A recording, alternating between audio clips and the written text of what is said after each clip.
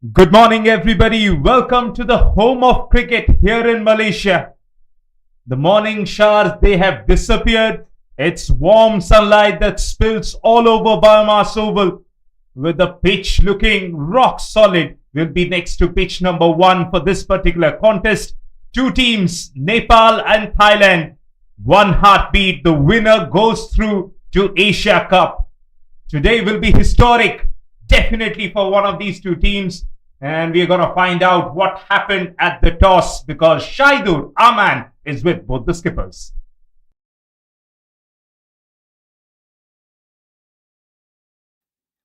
Very good morning. We started this journey with 18 teams and now we're down to 8. It's the knockout stages and quarter-final one between Thailand and Nepal. An important game. I'm here for the all-important toss. Alongside me are the two captains, Narumal from Thailand and Indu from Nepal, alongside our match referee, Ms. Supriya Das. So it's time for the flip of the coin. Head is the call and it's tail. So Narumal, your decisions for today? We would like to bat first. Yeah. Any specific reasons for that? No, I just think we talk about this game. So for the batting side, we just want to get the run on the board and shut down the wicket after that. Yeah. So you must be a happy captain. 4 out of 4 wins and an important game for you. Any changes in your 11? Yeah. Today we have the one chain, Colonit out and Boon in. Yeah. Good luck. Thank you. Indu, happy to bowl first. Yeah, we're looking for ball first. Okay, so a tough campaign for you, a bit of miss and hit, but I think it's a very important game for you, and you are ready for this. Yeah, definitely, because we've been going through a very tough time, but then we'll just play simple cricket and execute our plans. And any sort of a total you'll be happy to chase. Oh, I think we'll restrict them below 120 or 115. That should be good. And any changes in your 11 as well? Yeah, there's one changes. Bindu in place of Bindu, Joshi, Kavita Joshi is playing. Good luck. Thank you.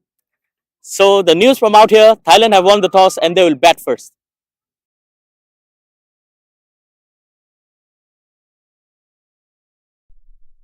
Brave call from the Thailand captain. There's a bit of experience that is back in the leadership for them. Narumal Chaiwai, who won the toss, had no hesitation whatsoever. Looks like a good surface. They're going to bat first. They'll have plenty of spin in that lineup. The captain, the standing captain before this game, Thipa Chaputawong, left arm spin. She's going to add to that spin tally. There'll be Laomi who can bowl a few leg spin. And here with me in the commentary box to start the proceedings is Adarsh, who will perhaps throw some light on the Nepal team. Thank you, Baba. A very good morning and a warm welcome to everybody who's watching the feed. We're here at the home of cricket in Malaysia and are excited for a fantastic clash. And like you said, at the toss, Nepal have been put to bowling. And the captain, Indu Burma, started their pre-match with a loss, pre-tournament with a loss, and they have come back a little stronger to be able to cement their position here. Sanjana Kumari, Sita Rana, Kavita Joshi, Pooja, the vice captain. She was elevated to her leadership very, very early on. Kavita Kanwar. It's a very solid lineup. Yes, Nepal as well, winning all the 3 games in their group stage. Interestingly, all of them 8-wicket victories. So they are confident enough to chase a score down. Nepal will be playing very much in their comfort zone. Thailand, though, called it correctly.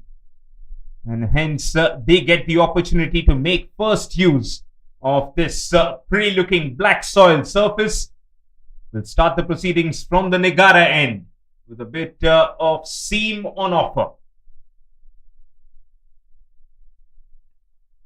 First ball was Fuller, and here comes the drive.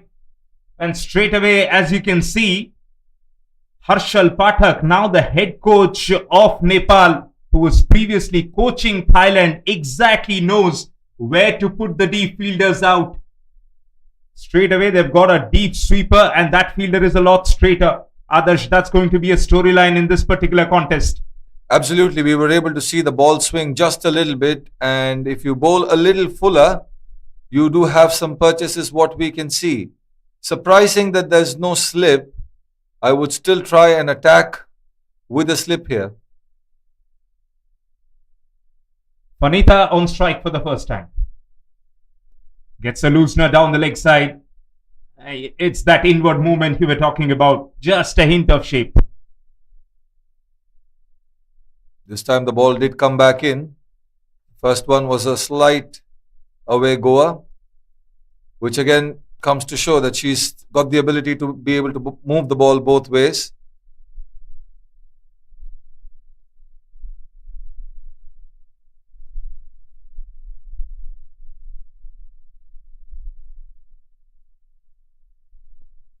Driven comfortably, will beat mid on and mid off. It's slowing down and will just stop inside the ropes. I mentioned early shots, that's why that part of the outfield is slightly heavy. But that was a brilliant shot.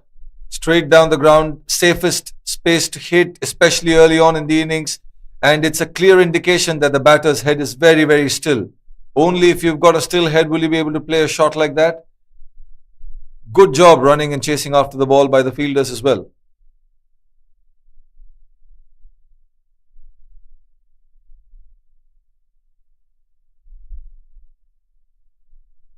Oh, better ball. And they've got protection there. Just that hard length, Adarsh. I know you did say that she's trying to pitch it up. Just looking at the surface, it's a little patchy around that 6-meter mark. If you can hit that, perhaps there is a little bit of doubt in the batter's mind. Absolutely, you will generate spongy bounce there. You never know if the ball's going to go up from there or might just slide underneath like the previous ball just did. But I'd still try to go with a slip.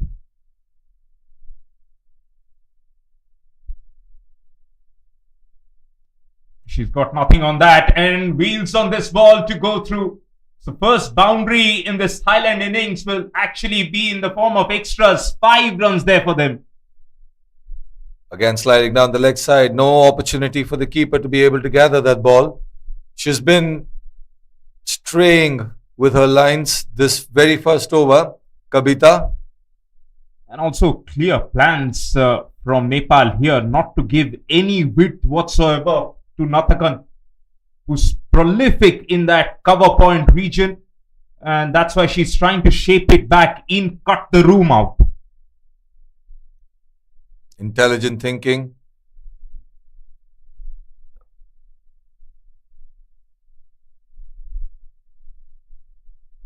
Bit of a discussion there with Indu, the skipper. Better ball, that looks plumb. It never got up, struck in line. Easy decision for the umpire. Nepal have drawn first blood. It's brilliant planning and execution here. Swing it back in, into the stumps, gone. She attempted this a couple of times earlier in the over. She just went down the leg side a little bit. This time her lines were absolutely spot on. Hitting the stumps, just jagging back in. Look at that delivery. Fuller there. There was no opportunity. The batter played a cross-batted shot for a very straight delivery. Was bound to happen. First wicket down. Electrifying start that is from Nepal. Not just a knockout game, Adarsh. Qualification for Asia Cup on the line. And you want to be starting on this particular note.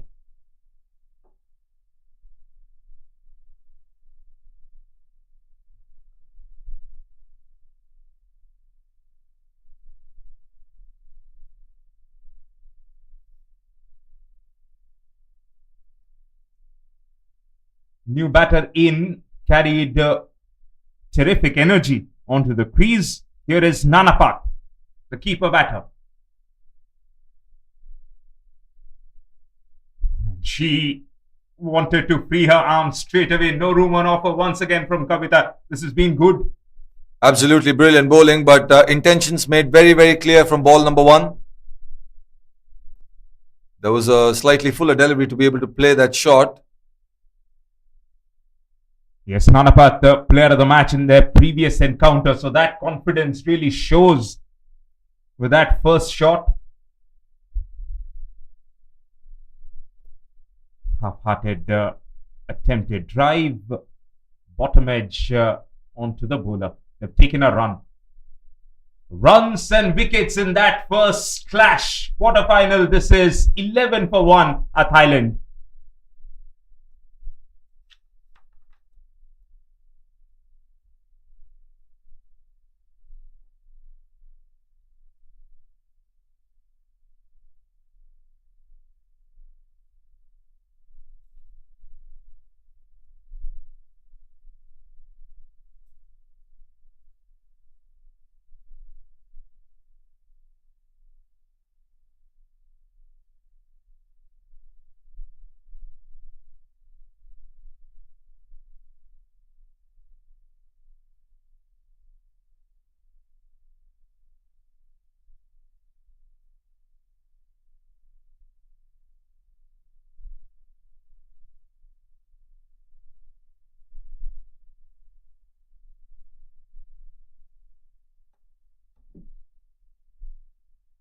To get us underway from the Golden Hope end, we'll have some spin on offer straight away. Manisha Upadhyay, left arm off spinner. And Adarsh, I believe she's been given the right end here by Indu Verma. My previous outing here at the BAYUEMAS Oval, I noticed the bounce was a little iffy from the Golden Hope end. Manisha will be hoping she can finish within the stumps here. And does so with ease. Inner edge takes it towards short fine. Run taken. The Nepal team has come out with very solid bowling plans and they've executed it well so far. You were spot on when it comes to the ball being a little iffy, especially from a spinner at this end. And you wanted them to be on the stumps, and that's exactly what they've done. Speeds have also been very good so far.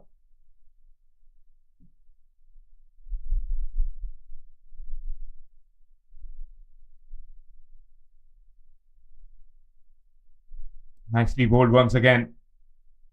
She's been there and thereabout. And Adarsh, I believe she's not exactly trying to spin the ball either. Just darting it in.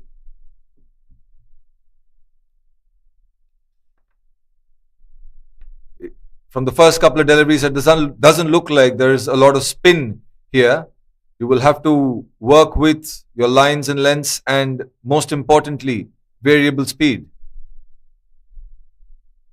My on strike. Gets a real full ball. They've dropped the long on back. Almost as a cushion for Upadhyay to be bowling straight. They're smart here, these two batters. Hint of fumble from the bowler. And they've taken that extra run, stolen that extra run. This is slightly poor. There was no fielder backing that up. And the captain was supposed to be stationed there. She just thought the bowler was going to collect that throw. But this is where game awareness comes into play. Every run matters in a quarterfinal like this, because if you're out of the tournament.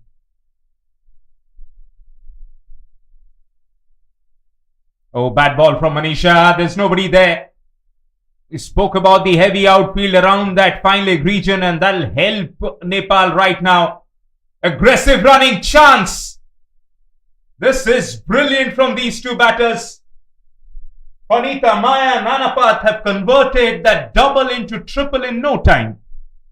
Oh, that was brilliant batting from there. Especially, it wasn't a very short delivery. She was quick to go back and find that gap between the two fielders behind square on the leg side. And the second they realized that the fielder was a little slow on the ball, they took on the arm. Bit of a change here. Dawn comes up. It's a cow corner. So that she can toss it just outside off. That's been placed towards the sweeper deep on the offside. I have to say, Adarsh, only over and a half. And Nepal, with their field placement at least, they've been impressive.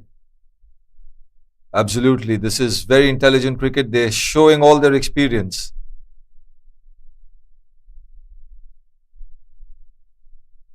Should be a dot ball. It is. End of 2 overs. Thailand off to a quick start. 18 for 1.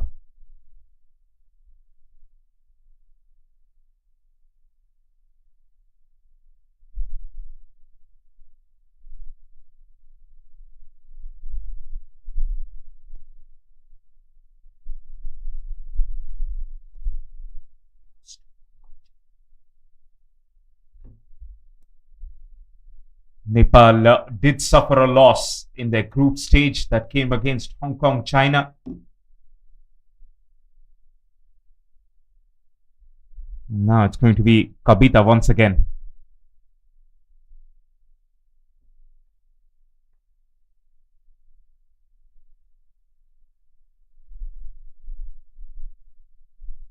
Lovely straight back there. Won't get value for that, but she'll feel a lot better about her innings from there on in. Great job from Kabita so far. She's been sticking to her plans. She's been bowling those tight lines. This is your test match just outside off stump channels, hitting the 4 to 6 meter mark constantly.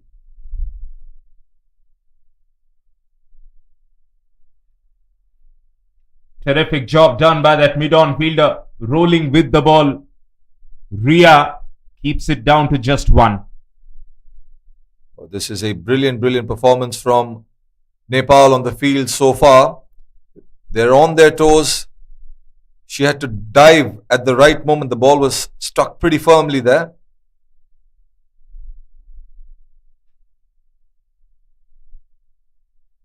Kavita once again going wide of the crease and bringing that ball back in. Another dot. They're building up dots here. I have a feeling there is a big shot coming in somewhere. It's already been a few deliveries without a boundary. Yeah, let's see if Kavita also goes searching for a wicket. Goes a touch fuller. Yeah, it does so. Flat bats that one straight to the fielder. Backup is ready in place. Nepal looks sharp out there. Barring that extra run that they gave away, they've been switched on. That's a mark of a very good team, Baba. You learn from your mistakes and implement those learnings as soon as possible in a crunch game like this. And that's why they are playing the quarterfinals. So over the years, the primary domestic tournaments for these girls back in Nepal, they have increased as well. Width on offer and played away towards the sweeper fielder. That sweeper fielder is rather straight. So you could call it a potential deep extra cover. Absolutely, and that is knowing the opposition. That's what the current coach, Harshal Pathak, who was the head coach of Thailand previously, must have added to this Nepal think tank.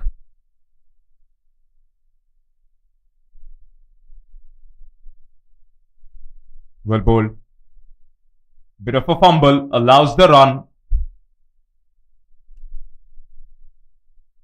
With that, Nepal have pulled things back ever so slightly. 3 overs are done. Thailand 21 for 1. I was just mentioning, Adarsh, that over the last few years, the domestic cricket for Nepal women, they've just increased in terms of number of tournaments.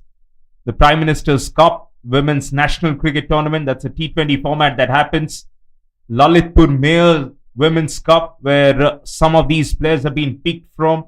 The Under-19 Women National Cricket Team plays a few of their academy games. Meanwhile, Upadhyay once again. Oh, that looks very straight as well.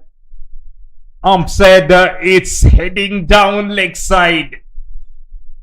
The batter was looking at the bat, a potential way to distract the umpire from giving the decision against her. That's smart thinking from the batter. It looked very close. It worked out for her. Here comes the sweep. It was just about time. As a spinner, when you bowl that straight, that shot is always around the corner, couple of runs. But that's the longer side of the boundary. The fielder didn't have to move around a lot. This is really good running between the wickets by the Thailand batters as well. But the fact of the matter is, the boundaries have dried up a little bit over the last 2 overs.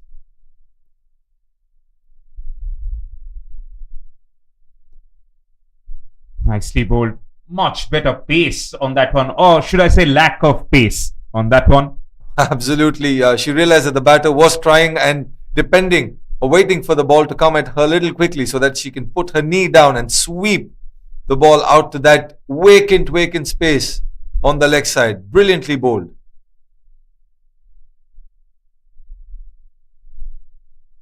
Upadhyay now goes for the Yorker. She's got supreme control here. To bowl spin with the new ball is one of the toughest jobs in cricket, and she's done it pretty well so far. Ria is one of the better fielders, and it's very important to station the right fielders at the right places.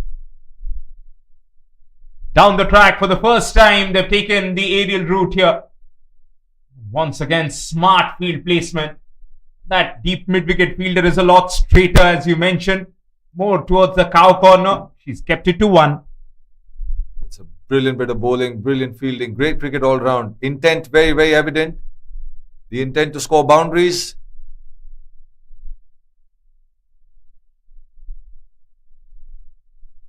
Down the track, traceable at of a shot. Boundary for the taking, first one off the bat for Thailand. Dancing down the track, Maya converts that. Oh, that's a brilliant shot straight down the ground. Between the mid-on and mid-off fielders, they had no chance. It was not a very big gap, but she still had to find it. At the end of 4 overs, it's 29 for 1.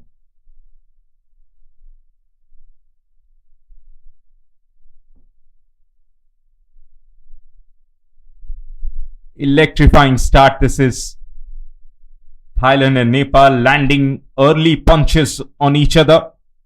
Nepal striking with that first wicket, and now Nanapat and Panita stitching a quiet but proactive partnership. Start of the 5th over. Kavita gets an extended spell. Why not? That one kept low. That one kept ever so slightly low. Baba, here's where critical thinking, captaincy comes into the picture, because the ball is stopped moving around. There is no swing, and it doesn't look like there's a lot of seam movement here either. So you got to go back to the patchy, the dodgy zone on the pitch, where you might be able to get either extra bounce or balls keeping low like the previous one just did. There you go, perfect. To the tee, that execution. Only of the inside half of the bat. Flat throw comes in. And a brilliant dive too to complete the second run.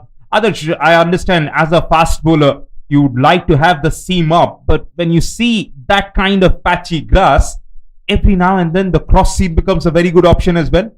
Yeah, the cross seams come into picture. Your off cutters would ideally come into picture. Change of pace on the surface like this would do you a lot of good.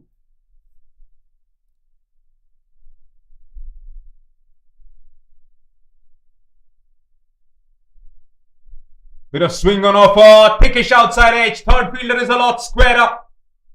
In the last 5 minutes or so, this partnership is just breaking the lull with a few boundaries. That's 2 boundaries in 2 overs now. The ball was up there to be hit, but the ball was slightly swinging away. You swing and you swing hard. That's the mantra. And because the third man was extremely wide, there was no opportunity to be able to cut that off. Another boundary here. The race to 35 in just 4.3 overs. 1.5 more overs of the power play left, Baba. We should be able to add, 15, 20 more.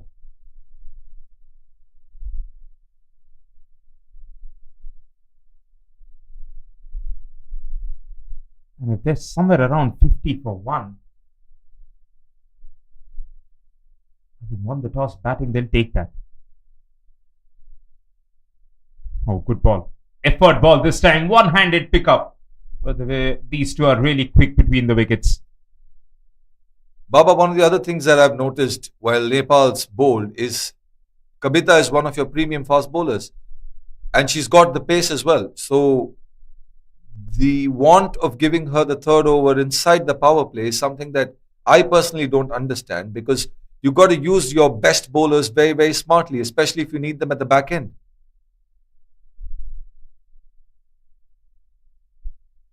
Now she's gone to death bowling very quickly. And that is smart from Kavita. She knows she's being unable to pick up that second wicket. At least she can keep the runs down.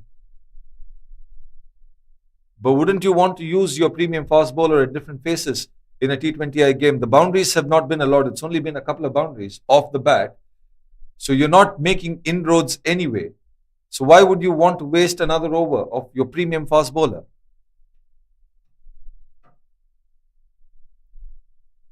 Finishes that over with 3 dots. Kavita Kumar is done with 3 overs of her spell. 5 done inside the power play. They've kept the Thailand scoring at check. 36 for 1.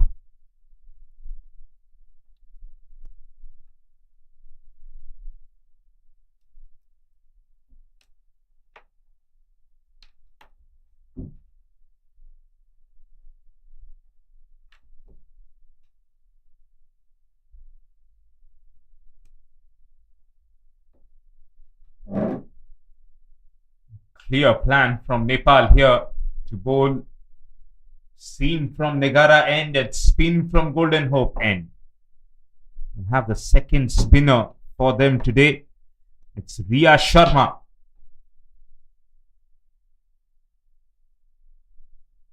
Riya will be bowling leg breaks here.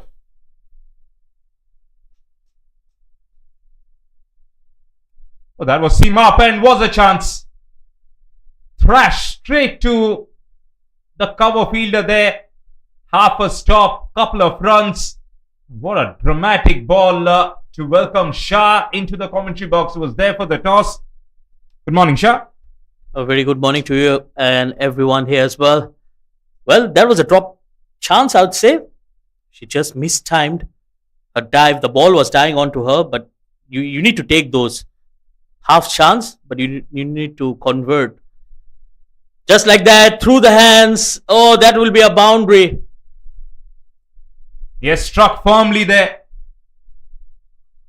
Perhaps that fielder was a couple of yards in trying to save the single, but she was beaten for the pace of that shot. By the time she got into position, ball was past her. But again, a tough chance. But 2 chances in 2 deliveries, and it's the same fielder, Pooja Mahato. Riya on the field has been exceptional so far, diving around.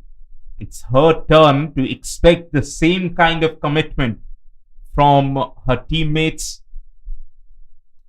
Well, you have 2 of the best fielders, both one at extra cover and one at cover. That's Pooja Mahato and Indu Burma. So, yeah, rightly so. She's just asking Pooja, don't walk in with me. Stay at that 23-yard marker. Because you were walking in, you were beaten for pace of that shot. Better ball. A lot straighter. She's got enough protection on the onside with a deep mid-wicket or cow corner, as we have said, and a long on. So the line predominantly should have been on the stumps. That's going to change now for Nanapad though. yeah, I think it's very important that you put the right feel for the right batter. Use of the feet once again. This time she won't find the gap. Dot delivery, a rare one.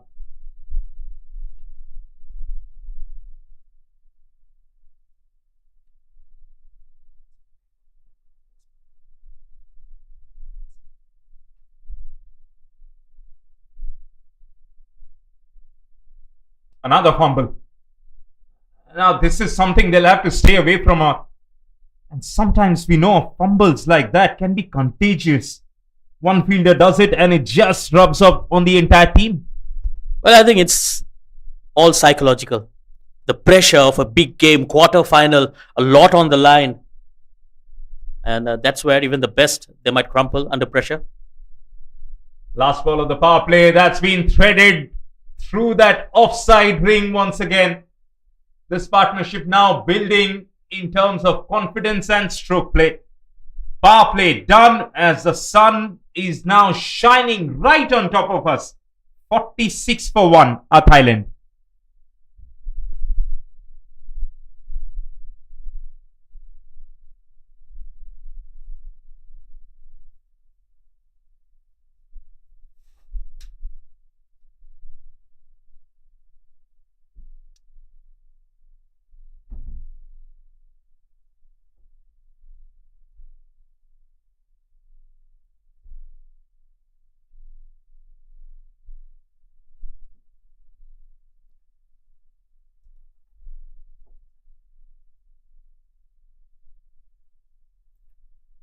Well, what a start here for Thailand.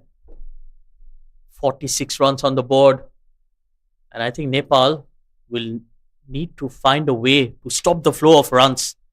Yes, they have not been able to pick up wickets, but at the same time, they have leaked runs. Trying to bring in some experience. Exactly, that's the reason they have now got Rubina from the Negara end. Yes, Rubina Chatri is one of their experienced bowlers. Has been there for a long time. Ex-captain of this Nepal side as well. Yes, led them for 11 years before Indu Verma took over. First Nepali women cricketer to take a hat-trick. Got 5 wickets in 5 balls versus Singapore. Here is Rubina for the first time. Lovely length. It's that kind of a length, Shah, that the batter doesn't know whether to get fully forward or to get back. Yes, absolutely. She bowls in that corridor of uncertainty where the batters get a bit tentative. Yes, and alongside Sita Rana. Those two were trailblazers who played the first international franchisee T20 tournament as well. That time was short enough, which is why she could go back and pull that one, only for a run. But again, that ball kept slightly low as well. It was almost a half tracker and just went around knee height. So that's something the batters need to watch out for as well. I think today that low bounce has switched ends. Absolutely. From Golden Hope end, it's coming onto the bat nicely. From Negara, it's keeping low. On the stumps, late onto that was Nanapat. Dot ball. There's change of ends and it keeps that spice of, unpredictability. Absolutely, I'm all up for that. Don't think T20 should be an exercise in power hitting only. Connection isn't that good. One of the best fielders underneath that one. She's never gonna drop that. Swallowed it to perfection, did Ria. And all that good work on the field has given them their second wicket. Well, that was brilliant. Absolutely brilliant. Running back. And she judged it to perfection. And it's moments like this that will define greatness. And just have a look at that. Yeah, I just wanted to point out one thing here. She started running before even she knew where the ball was. Yes, absolutely. But I think Khatka was the player who should be going for that catch. She was at long on. Should have been a simple catch. But I think it's a good call from Riya Sharma as well. Sometimes it's all about taking the responsibility. Yes, you're right. And once you start running first, you give yourself time. We know sometimes fielders just keep looking up, finding where the ball was. Ria was not worried about it. She knew the direction of the shot. She knew it is off the bottom of the bat. So let me just cover the ground first. And then we'll see if I have to dive, lunge, do whatever is necessary. But the best part about that catch, she watched it till the end. Very much in control. And it's a good time for the skipper to walk out. Narumal, well, she was very confident at the toss, and why not? They've won all 4 of the group stages. And what a time to come out and bat. Platform already set. She can build on this.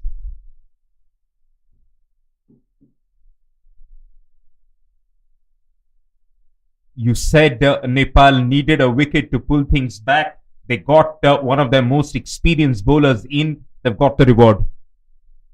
Absolutely. I think that's where experience matters a lot.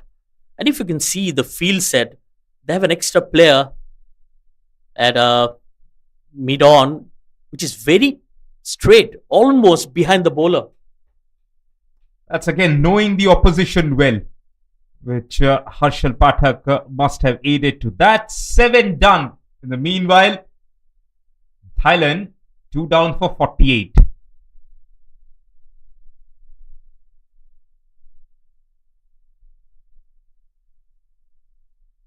Well, that's the best part in a T20 game. One good over here and there, and it can really change the whole momentum. Ria to continue. That confidence she's had in terms of her bowling, her fielding, that just play a part. Getting into this over, Normal will be facing Ria for the first time in this contest. It's actually skidding on nicely from the Golden Hope end. So if Ria can just start with that off-stump line, that'll serve her really well.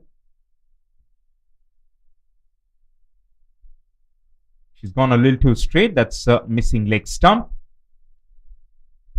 Well, again, a flatter delivery. The ball just starting in with the angle. So she's not the type of bowler who likes to bowl it with a lot of loop, a lot of drift. She just goes for the stumps. Normal there. Just doing a quick footwork drill to get herself ready for the contest. And as you mentioned, there's going to be a lot of nervous energy out there. So if you can move around quickly, sprint a few, you'll be able to release that energy. That's the line I'm talking about here. From that end, if you can just hit that 5th stump, it becomes so difficult. Dot ball again.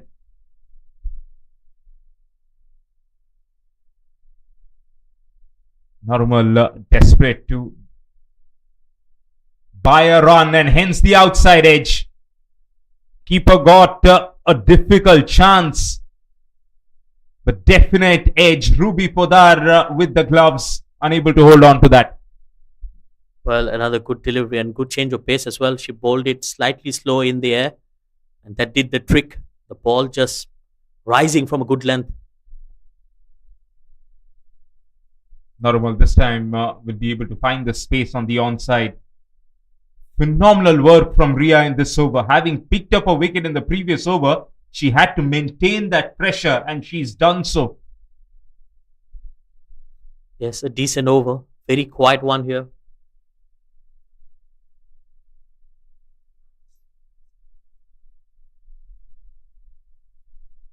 Perhaps there was something on that. It's stopping well before the boundary. Wait for the umpire's signal, given as a wide. 3 runs there, and that'll take them over the 50-run mark. But I think one good thing with Nepal is they have removed the danger batter. It was Vanita Maya who was the aggressor, going for all those boundaries. So they have got that wicket, and probably now it's the right time to bowl some dot deliveries and put some pressure back on. Ria is smart enough to just let that ball go and hit the non-striker's end stumps. But the batter was very much inside. End of another tight over. Nepal getting a grip on this game now. 52 for 2 are Thailand. Having seen these two sides, Shah, what do you think should be a score that Thailand will be satisfied with? I think they'll be looking anything in excess of 130, because anything below 120, and Nepal, they have a good batting lineup. So anything below 120, it's not going to challenge them. But yes, you also cannot write Thailand off because they have a very good bowling attack.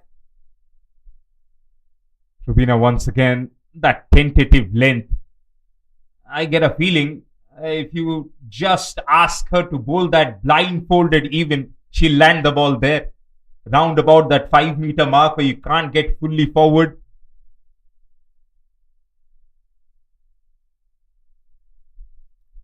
There's a good delivery. And again, that field set is for that shot in the V.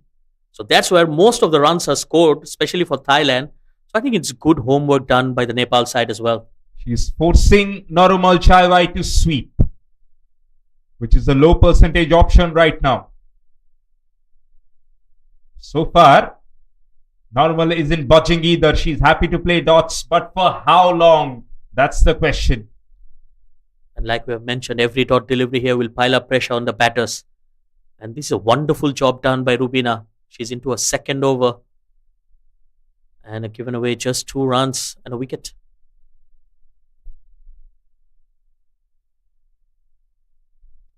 Nicely turned away. Rubina, as a kid, watched a lot of cricket, which inspired her to take up the sport. Her brother also played school and college level cricket as well. So when you come from that kind of background, this must be such a proud moment for somebody like Rubina. Eyes on the Asia Cup now. Here comes the sweep. That's a shot she's been asking these two to play, but they've only waited for a ball that was down the leg side to play that shot. So 1 run taken. Yes, I think it's all about the match awareness. They know exactly what Nepal are trying to do. And there's protection out there in the deep as well. So they have spread the field in a very nice way. Last delivery coming up.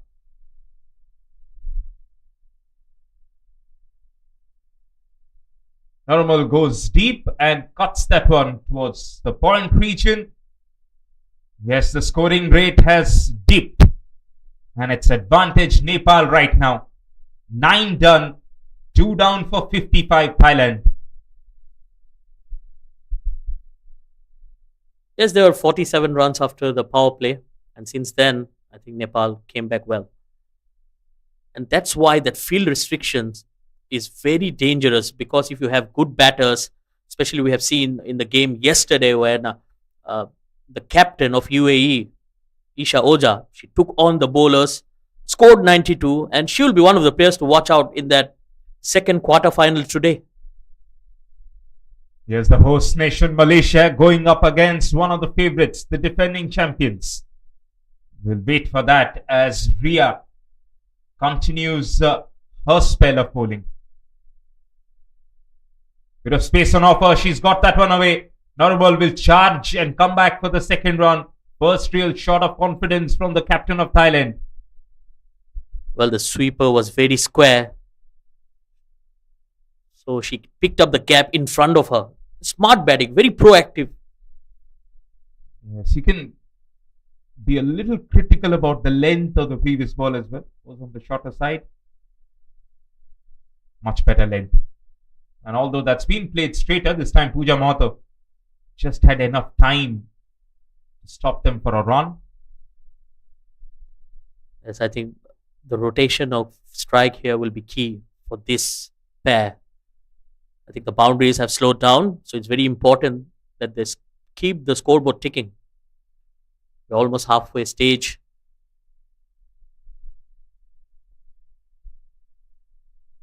Mentioned it rightly so. Even in this T20 format, there is room for different kinds of approaches.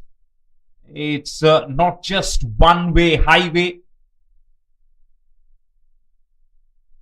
You have to be skillful. You have to nurdle it around. You have to work hard, run hard, and really be in a strong position to be able to take the highway when the time comes. Yes, absolutely. And I think when we talk about maneuvering the ball around, the only name that comes into my mind is Ayaka Stafford from Japan. A perfect example of a risk-free cricket.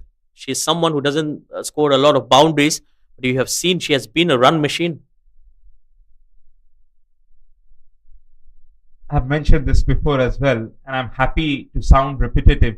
The control percentage in her batting is just too good. It's something that I haven't seen for a long time. Again, pushed in the gap only for a run. Nepal have been phenomenal in the last half an hour or so. After having picked up their second wicket, they have tightened the screws on Thailand here. They're giving nothing away. But the Thailand batters have also pushed Nepal, especially the fielders. Down the track. Bit of a fumble from Indu. Chance of a run out. Surely. Direct throw from Indu. That earns the third wicket for Nepal. Their fielding has been spot on. Indu Verma's throw has dismissed the opposite number. Well, what a throw. Excellent job done. Bullseye.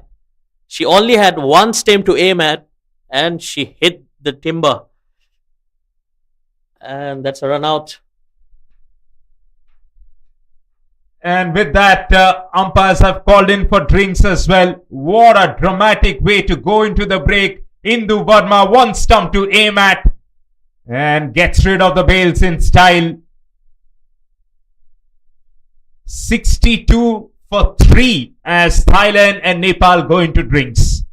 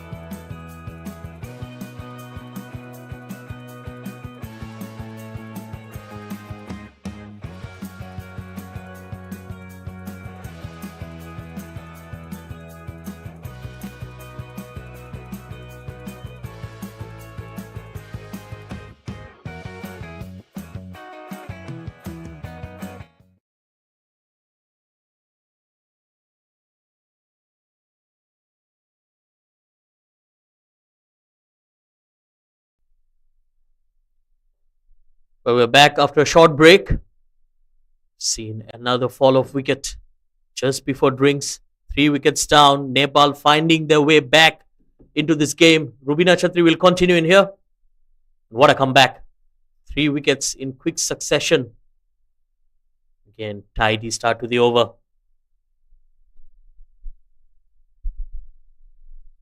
It's been a very entertaining first 10 overs of a brilliant quarter-final, an all-important clash.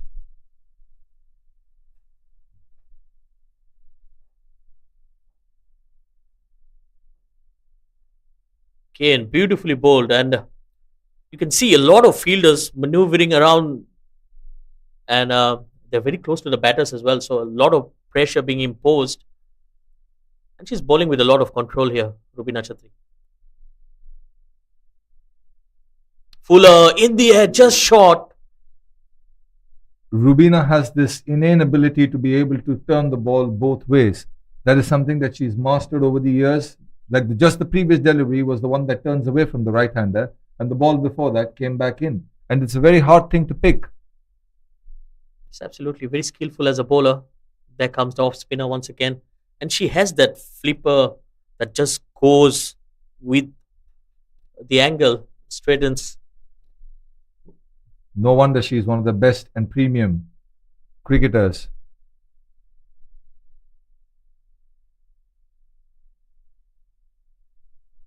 Again, well bowled. Also has been so economical, 2.5 overs, given away only 5 runs and picking up a very, very important wicket.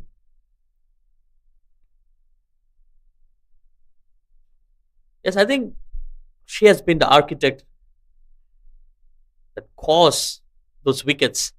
Too many dot deliveries. That's a wide. For the first time, we have seen her missing her line.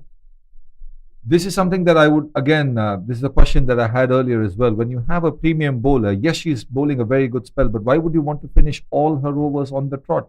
Your best bowlers need to be available to bowl your best overs. But I also believe that now they have the momentum with them. So probably they're just trying to maximize this opportunity and take as many wickets as possible. So probably with 2 new batters, they can put more pressure from the other side. End of the over, 63 for 3.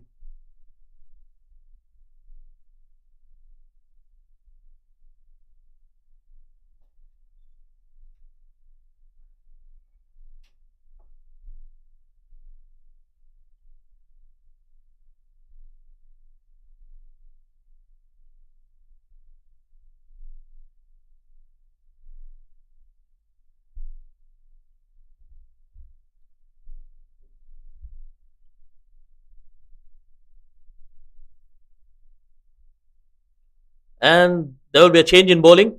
It's Sita Ranamagar. Some left arm spin coming from the Golden Hope end. And I think it's a good change. They've taken out Riya Sharma, trying to bring in a change of pace. Sita Ranamagar is someone who likes to bowl a bit slow in the air. Sheeta is also one of their very, very experienced campaigners. She can come in later down the order with the bat and tonk the ball. She was the one who saved the game against Bhutan. So inspired bowling change. There are 2 fielders on the leg side, 3 fielders on the boundary on the leg side. Good start, right on the money. And she has the knack of bringing the ball back into the right-hander from that angle. And that is exactly why they've got 3 fielders patrolling the leg side boundaries. We have a deep fine leg, which is something unusual for a spinner. Yes, it's for the sweep shot. This time, batter goes down. Absolutely right. That fielder is placed there for the sweep shot.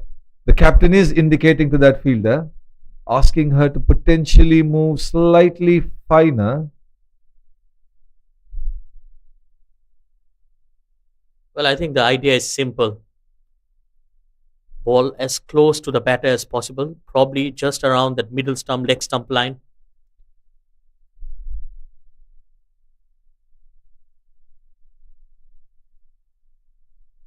But good use of the feet as well. This is very proactive batting. Oh dear. Oh, that's a small fumble there by the team's best fielder. Looks like she slipped a little bit. Hope she hasn't hurt her ankle. She is holding the ankle though. Captain showing a little bit of concern there. Hope it should be a cause of worry. No, she's back up and she says, thumbs up. All well, Captain. A streaky single stolen there. As you can see, the outfield slightly sluggish due to the rain earlier this morning. It was absolutely pouring in this morning.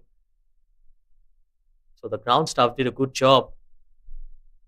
Another dot delivery. This is a good over. Just 2 runs of it. When the dot balls come, they come in a bunch. We've seen that multiple times earlier in the innings. And that's what pressure does to you.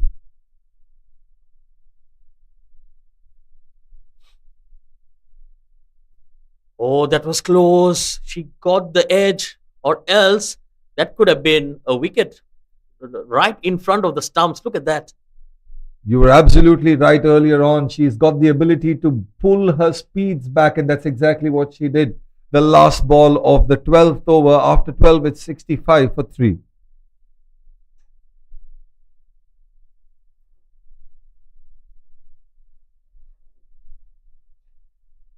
Well, Nepal, they will be going all out. They're going to finish off the spell of Rubina Chhatri. And I think it's a good call. Yes, they might have lack of options towards the business end of this innings.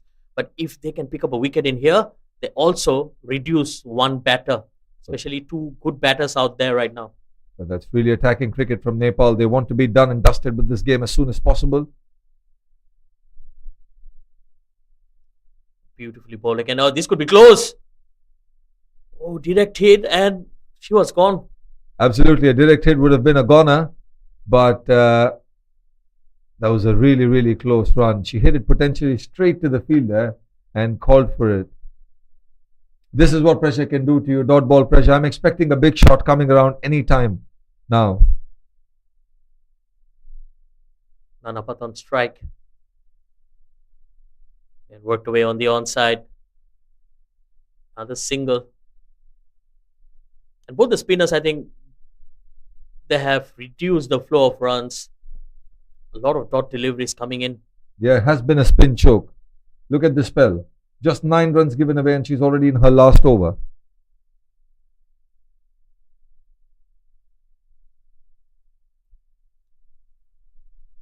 Oh, this could be close as well. Good running. Good call. They've still been unable to find those gaps. They've attempted it on multiple occasions. They're still a little apprehensive about wanting to take the aerial route.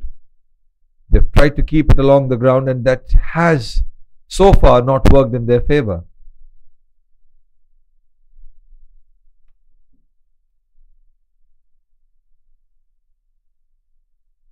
Oh, that was just in the air for a short while. But yeah, again, the ball just stopping onto her.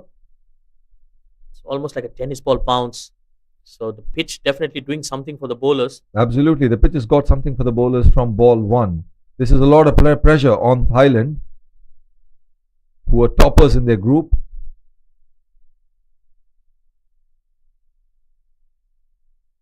Much better. Smart fielding there. Sharp fielding of her own bowling. Is there anything that Rubina can't do? She's a brilliant batter. She can tonk the ball. A bowler with an economy less than 4. Well, a utility cricketer. And it's a good package to have. We have seen a lot of sides relying on their all-rounders. And definitely she's one of them. It's worked away. Played with soft hands. A single to end the over. And a good spell from Rubina Chatri. 4 overs, 11 runs and a wicket. Good day in the office. And it's 69 for 3.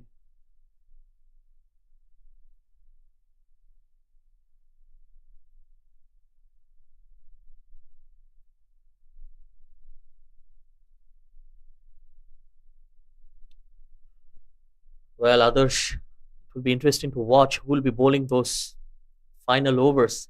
Rubina has bowled out. Kavita Kuar only has 1 over remaining. Absolutely. They have exhausted their premium bowlers so far. And there is definitely a lot of pressure on the batters right now because the last 3 overs have all been single-digit overs. 4 runs in the last over, 2 in the 12th and 3 in the 11th.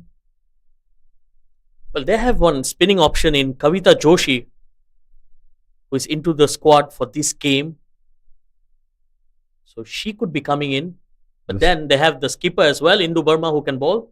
I was just going to say that the skipper also has the ability to bowl. And she's marshaled her troops really well so far. The plans, whatever they've come out to execute, they've done that really well. So credit to the skipper. And surprisingly for me, I haven't seen Pooja Mahato bowl a single delivery. But she's another option. Well, that's beautifully driven. That's in the gap as well. And a boundary, desperate dive. But that's not going to help. 4 runs here.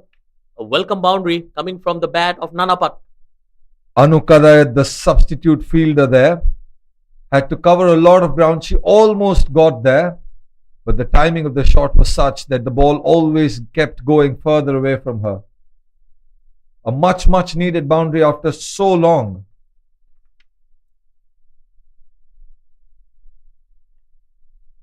Well, in fact, it was Chanida, the batter, on strike. It's a good looking shot. Much better, good comeback. Just dropping the length a bit.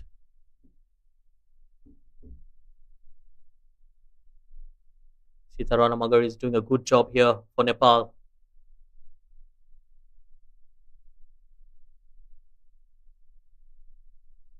This is an interesting passage of play. They will look to make this a big over. Fuller, good looking shot once again. Goes to the sweeper.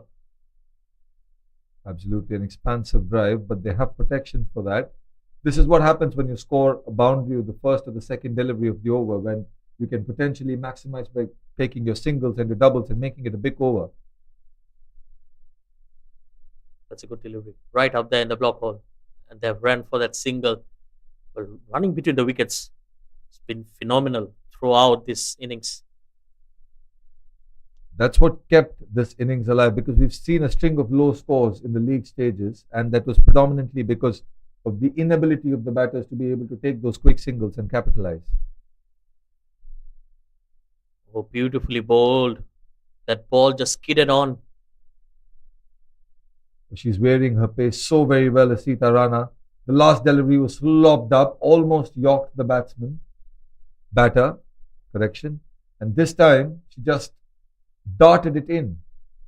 And she has the knack of bowling the cross seam deliveries, so the ball just falls on the surface and skids on.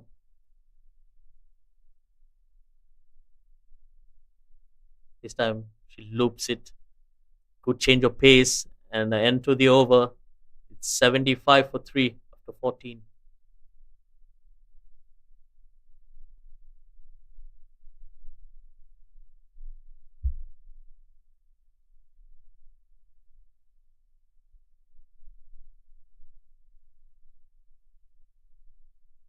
Well, others, we have taken few names, and I think it's gonna be Pooja Mahato. Oh no, they've opted to change the bowler once again. I think it's gonna be Manisha Kumari, the left-arm spinner, coming back into the attack.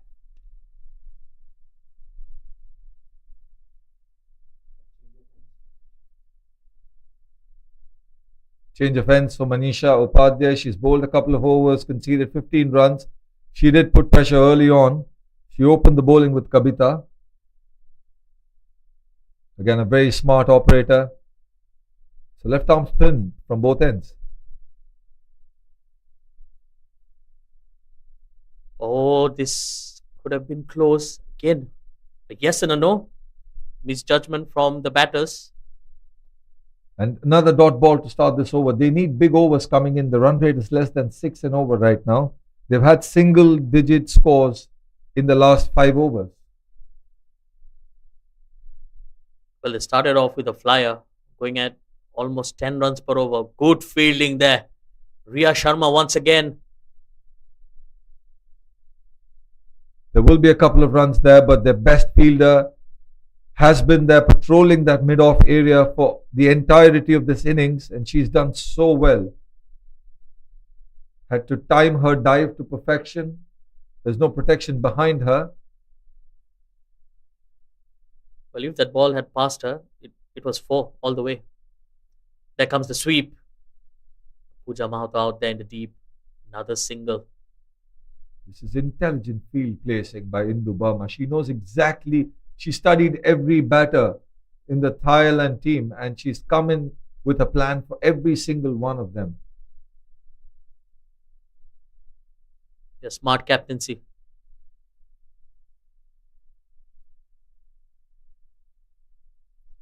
She launches one, but didn't get the distance or the elevation. But the intent one was very clear. Absolutely, she's got to get a move on. She's played 31 deliveries and only scored 24. It's absolutely very unlikely of her. She's someone who likes to take the attack to the bowlers. Scored 47 of 42 the previous game. Nanapat, wicketkeeper batter. Or direct hit. And this will result in an extra run. Good awareness. Sometimes you do the right things, they can still prove costly. She picked up the ball really quickly, released it, hit the stumps, but there was no fielder there because she was the fielder there who came in from that backup position. Yes, but this is what wickets can do to you, Shah. Your experienced batter, somebody that has the ability to score quickly and hit the boundaries, has been found scratching. Absolutely, and I think it's a lot of pressure for the bowling end as well. The bowlers have done a wonderful job here.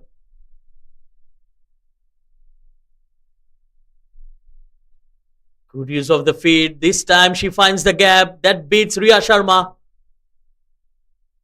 Again, excellent timing. 4 runs for her. If you can beat Riya Sharma, you got to give credit to the batter. She has been impossible to pass through, and this time the batter does get a much needed boundary after the last ball of the over. At the end of 15, it's 85 for 3.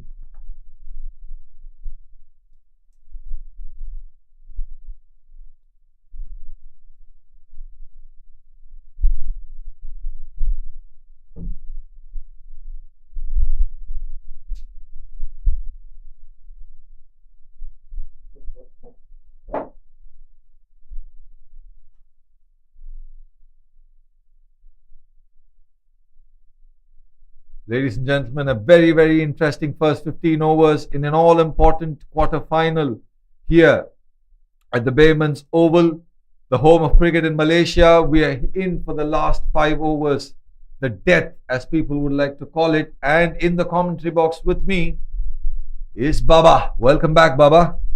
Thanks a lot, Adarsh. We call it the Calypso Hour too. You can perhaps expect a few more shots from Nanapat and Chanida here. What do you reckon is an ideal total from here?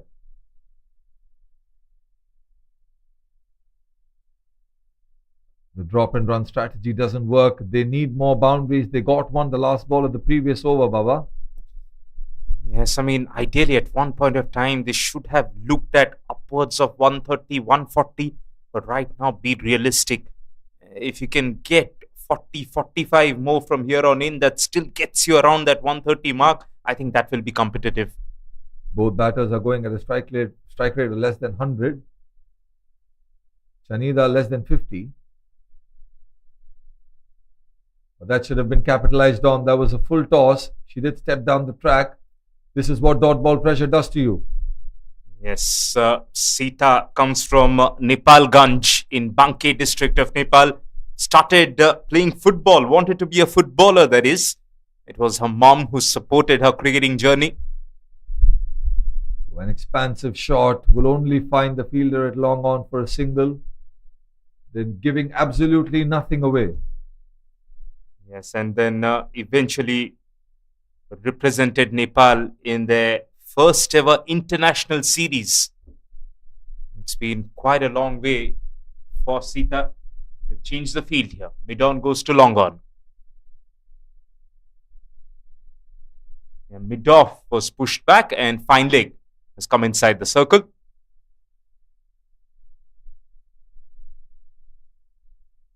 An attempted sweep shot. She finds the gap. There's a lot of vacant space there.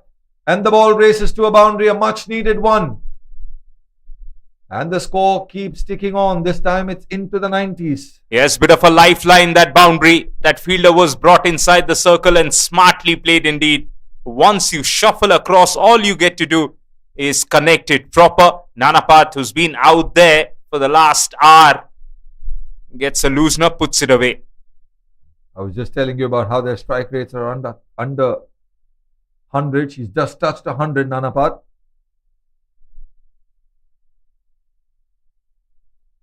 She's also done really well considering the fact that wickets were falling around her. She had to stabilize the innings. And having done all that hard work, now is the time to cash in.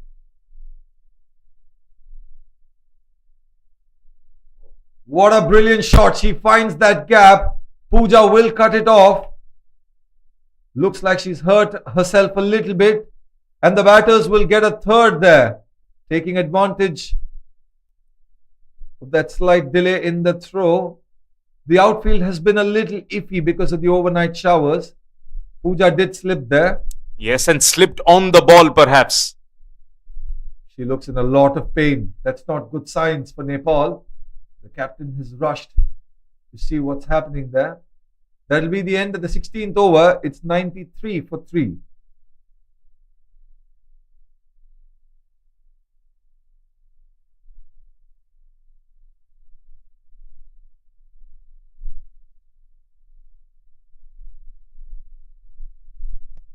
That little injury break, wonder who that is going to favor more.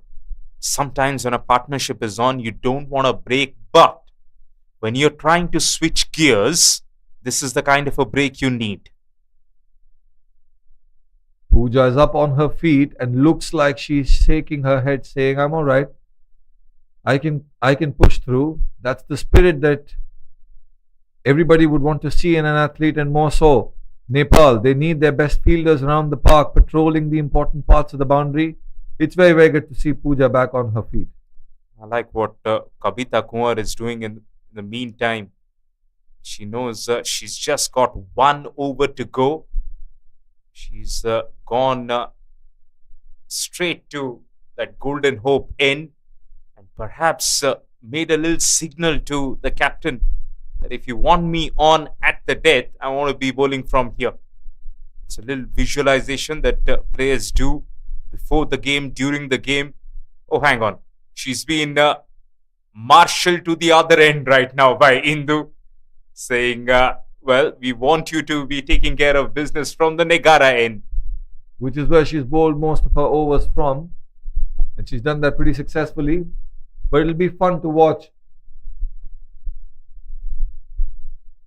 It'll be fun to watch how she goes about her business.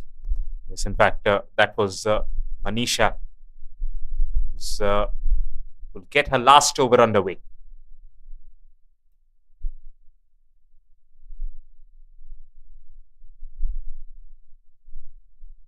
A loopy full toss swept. A slight misfield will give the batters a single. He's trying to go really full now, the Nepal bowlers, and you can understand that. They just want to keep the runs down. They know if they can get them somewhere around 120, they'll be really happy.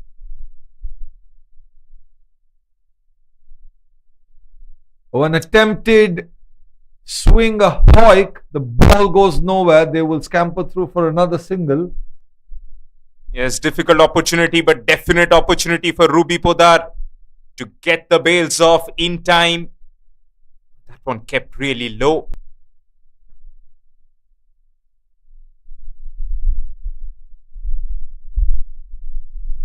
Walks down the wicket, will only be a dot ball. But that, the previous delivery was a clear indication of what can happen when the quicker bowlers come on. The batters are not going to have an easy time. Yes, and something's got to give here, this ball. Oh, a sweep shot goes past the head of short fine leg. She will cut it off. It'll be a couple of runs. The boundaries that they're searching for are still not coming for Thailand. They moved in a great position there to play that shot. Lack of pace on the ball. That's why the ball just died well before the boundary. But you could see that coming. Interesting last two balls coming up. Again steps down the wicket. This time puts it in the gap between deep mid wicket and deep square. Will take on the arm and make it comfortably for a couple of runs. Yes, by the time Rana got to the ball, they were already starting to take the second. So no way she could have stopped that. Good aggressive running, yet to find that boundary though. They need one every over from here on in. A reverse sweep, well kept by the keeper, and that will bring to a close over number 17. 3 more to go, 99 for 3.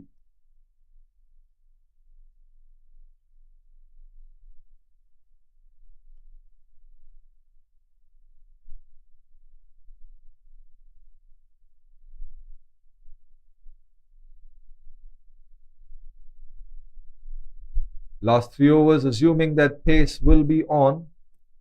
No, it is Ria to continue. Yes, and the more we play on this surface now, Adarsh, I get a feeling this is only going to get better to bat on. So these 3 overs, the ball coming to the bat nicely as the sun peeps out of the clouds. Ria is ready. There's a fielder protecting the sweep shot. A deep square leg, a deep mid wicket, a straightish deep mid wicket, a long on and a deep cover. Oh, that's taken the edge. That'll go past backward point. Will Will only be a couple of runs. The outfield is still a little iffy on that side of the ground. And you can see clearly these two batters are just running out of steam here because they have run a lot of doubles. They pushed for the triple sometime. 100 up for Thailand. They haven't got there with ease. It's been hard work. The last shot, plenty of bottom hand, just sliced it away over that backward point fielder for a couple.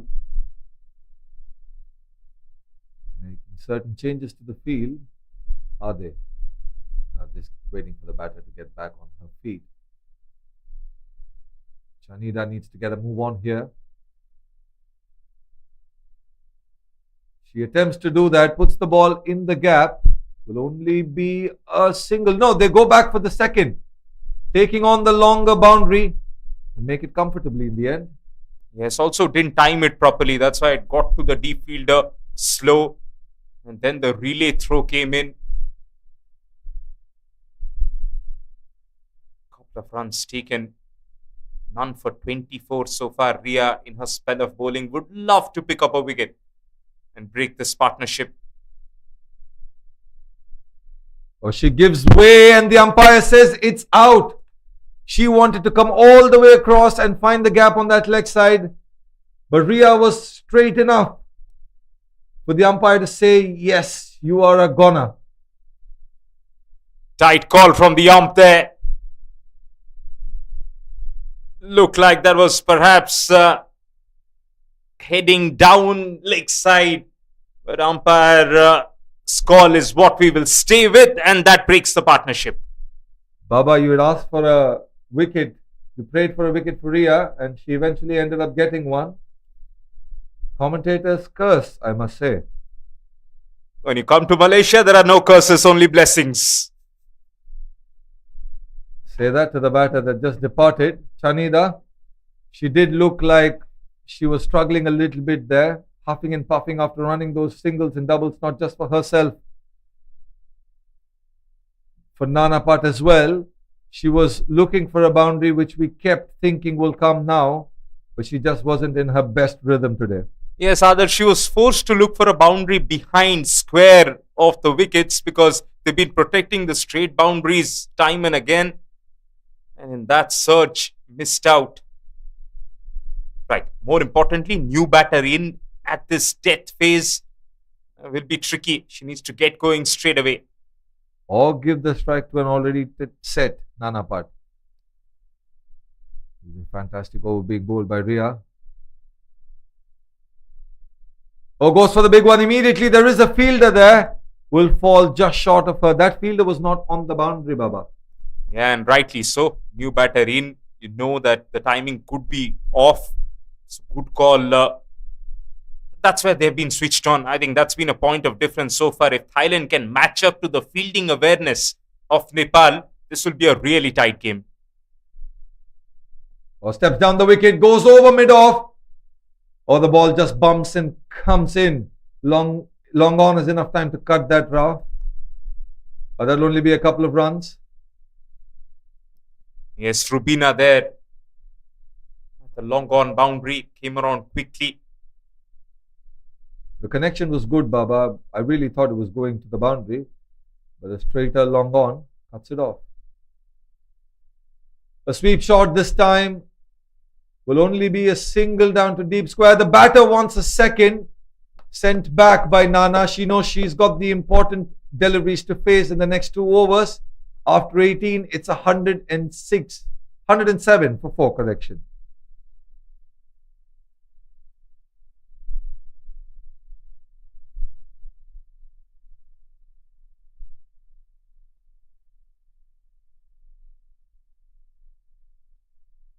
Yeah, correction there as well. I thought Manisha is done with her spell. She's actually done. So now they'll go to the seamer. Kavita Kumar, who started the proceeding for them, will get the opportunity once again.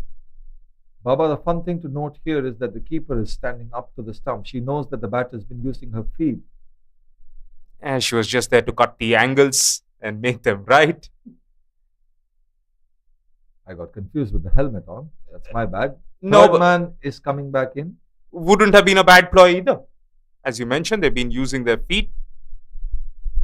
Now she's gonna change fine leg fielder and the square leg fielder, bring both of them up.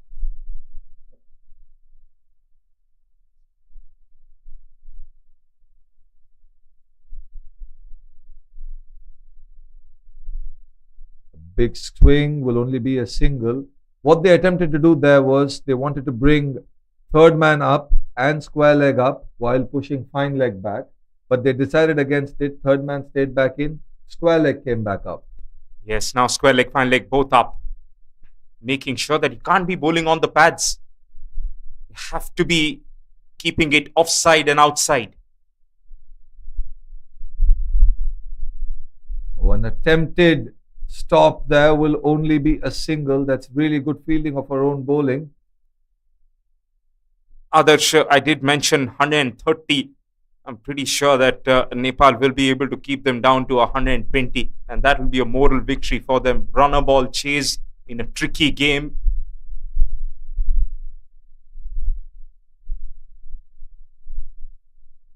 Oh, she finds the gap beautifully.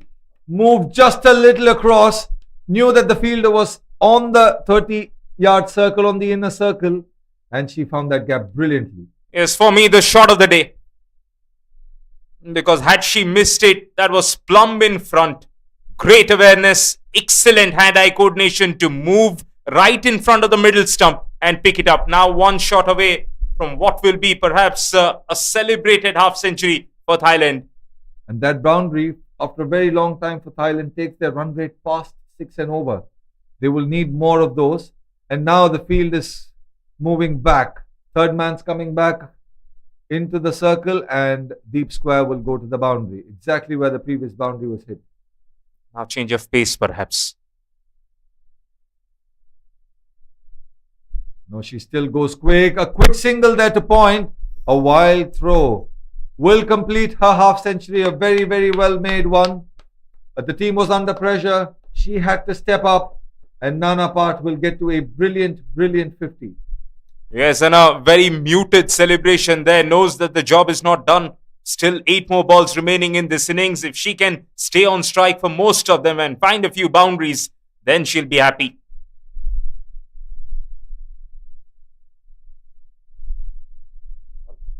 A fantastic delivery. Will go again for a quick single. The fun thing to watch, especially in this ball, will be it's the last ball of the over. We need to know if Nana Part looks for the boundary or looks to keep strike for the next over. Right now, we'll be trying to play the merit of the ball, to be honest, Adarsh. Even if she gets 5 balls in the last over, that's still fine. Don't get out here. Oh, this time she goes the other way. Hits the fielder. The short third was inside. She comes back for a second as well. A quick run. There is a big appeal, but she makes it back. That's brilliant, brilliant cricket from Nana Part. A couple of runs to end that over. It'll be 117 for 4 after 19. According to the field set, that was the merit of the ball. Play the reverse slap. Might not give her the strike in the next over, but just a little more momentum. 10 came from that over. They'll be hoping for another 10-run over in that last one. Looks like it's going to be Rana to bowl the final over of this first innings. Baba, we've discussed bowling options, bowling rotation earlier on in the innings. I don't know how safe it will be to give the spinner the last over. But the captain's trusted one of her senior pros to do it for her. Yes, you're right. I think just because of the experience Rana carries, she must have done this over and over again. So must be feeling home irrespective. Deep backward square leg, cow corner stays put, long on, sweeper deep on the offside.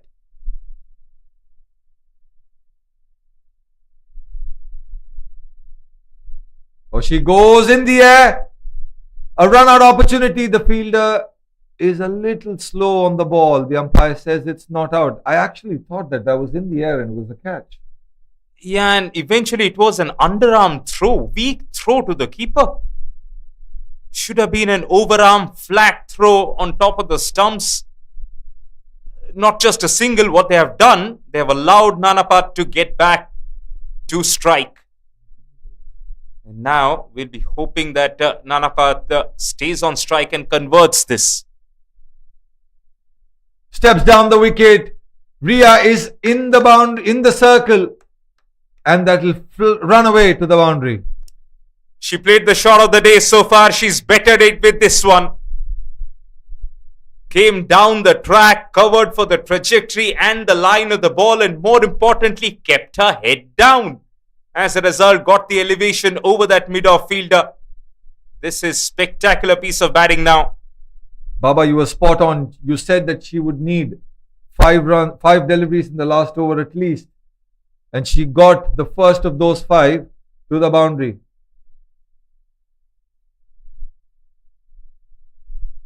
Step down again. The keeper misses. A big opportunity gone down. Yeah, this was the easier opportunity than the previous one. Previous one, it kept low. This time, it hit her gloves and then she missed it. Ruby Podar would have hoped that she would have had a better day behind the stumps. Not so far. Strikes, stays with Nanapat. This time accessing the leg side field, the umpire will give it a wide. But it's very good thinking from Nanapat. She knows exactly where the fielders are not there and wants to access the area, the big open space just behind the keeper. Its only thing is she moved into position so early. Rana could have easily pushed that ball outside off. Rana still wanted to hit the stumps. That is aggressive bowling. This time there's a change in field. Long off goes back. We are patrolling that boundary.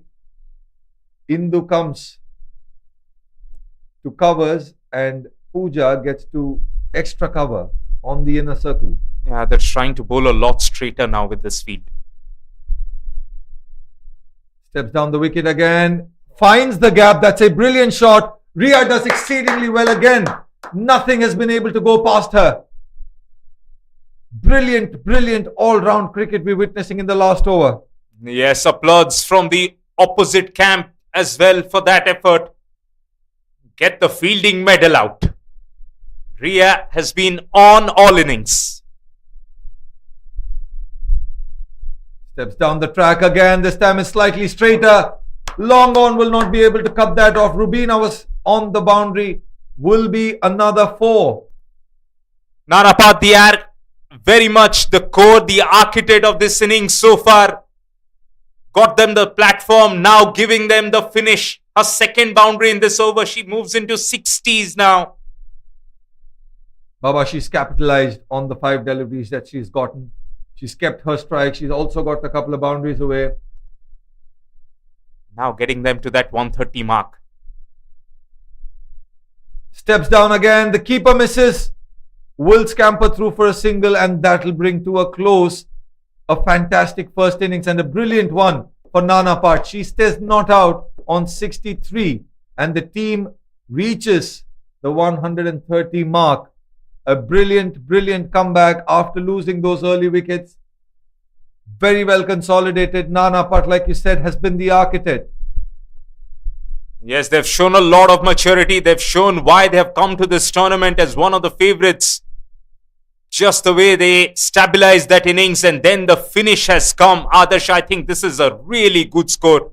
Perhaps just above par. And this will test the Nepal batting outfit here. Absolutely. They won the toss, Thailand, and decided to bat first and couldn't have asked for a better total. As far as the start was concerned, they didn't look like they were going to get past the 110 mark. But very well done. It'll be definitely a big time challenge for the Nepal team to come out and chase this down. They've been good with the ball all season. Their batting has not worked in their favor more times than they would have wanted to. And after a short break, we will come back with the run chase. Stay put.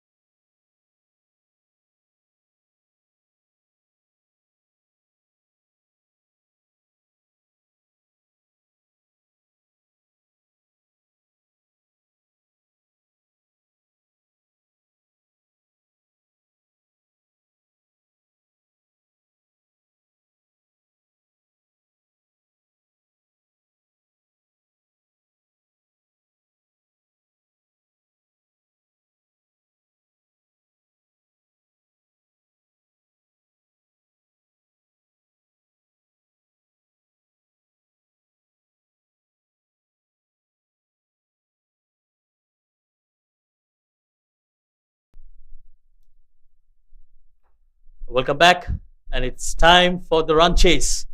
The Nepal batters are out there. The opener Samjana Khatka and her partner, the wicketkeeper Ruby Podar. Here comes the first delivery. Maya with the new ball in her hand, and she has been wonderful with the new ball. Absolutely, and a very, very solid start here, stump to stump, fuller length. But what's different to see in tactics from Nepal is that Nepal, the quicker bowlers operated from the Negara end, and Thailand have decided to go with the Golden Hope end. We've not seen a lot of quickies from this side. Oh, that ball kept low and just rushed through to the wicketkeeper as well. And this is the third game that Thailand is playing on this very ground. And every time, Fanita Maya has started off from the same end. Which means she and the Thailand team know exactly what they're doing. And historically, they've gotten the better of Nepal, especially while defending their own totals. They've done really, really well in the past. That's aerial, mistimed, just away from the fielder. Well, I think the intention is pretty clear, and Samjana Khatka, she has that attacking role given to her. There wasn't the best of connections, but nonetheless, the ball was always traveling away from the fielder. Will get off the mark with a couple of runs, but it's funny to see that there is no swing on offer here because the Nepal bowlers had some going their way, especially in the earlier overs. Yes, but Fanita Maya, she relies a lot on her pace. Low full toss, beautifully driven.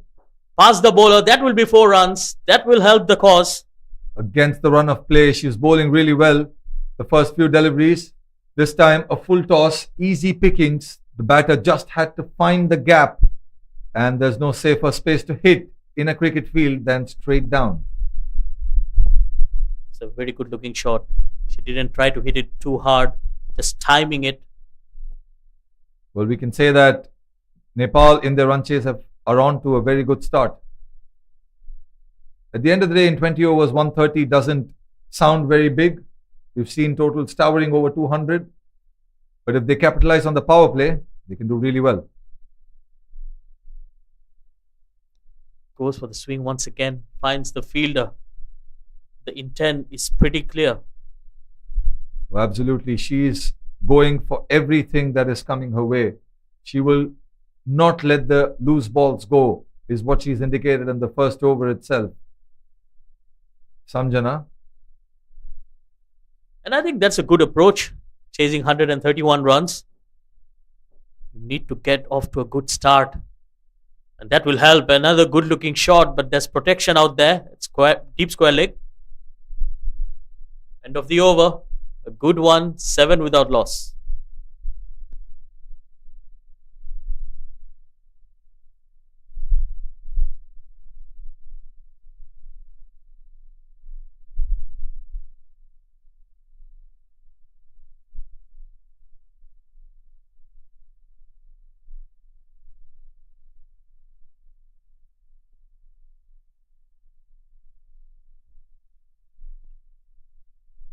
Tipacha Wong will have the new ball in her hand, and she has been wonderful with the new ball. Picked up a fifer and a hat trick as well. The first hat trick of this tournament. Definitely one of the bowlers to watch out for.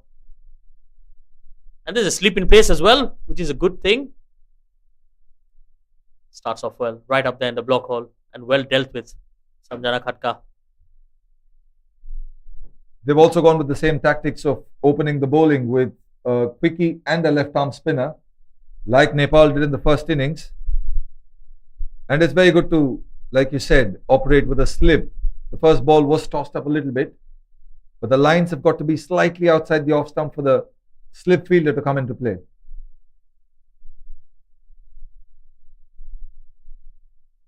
Much better. Drops it shorter.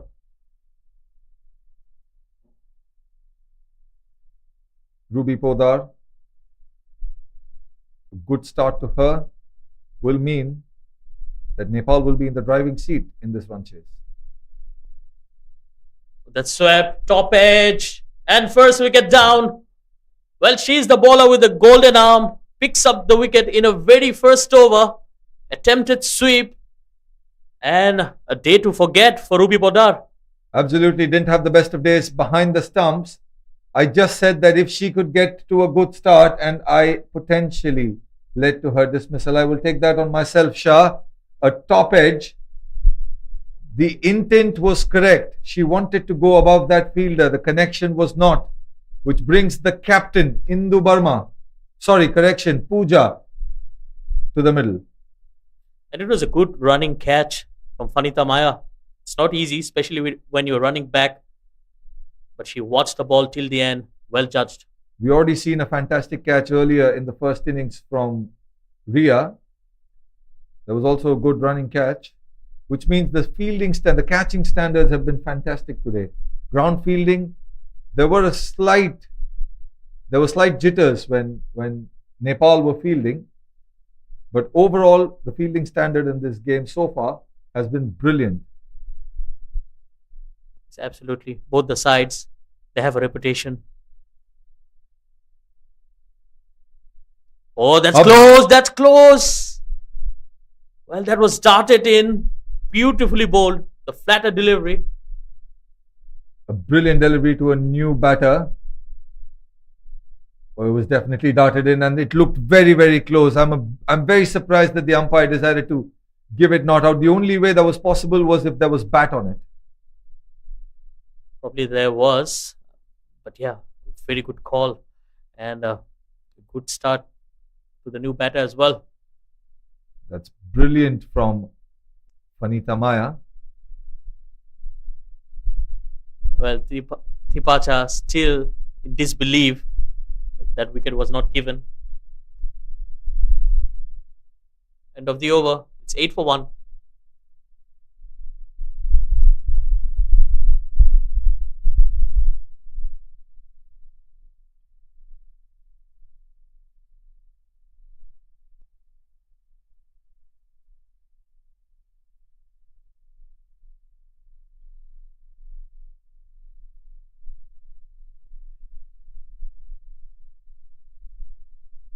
Vanitha Maya to continue.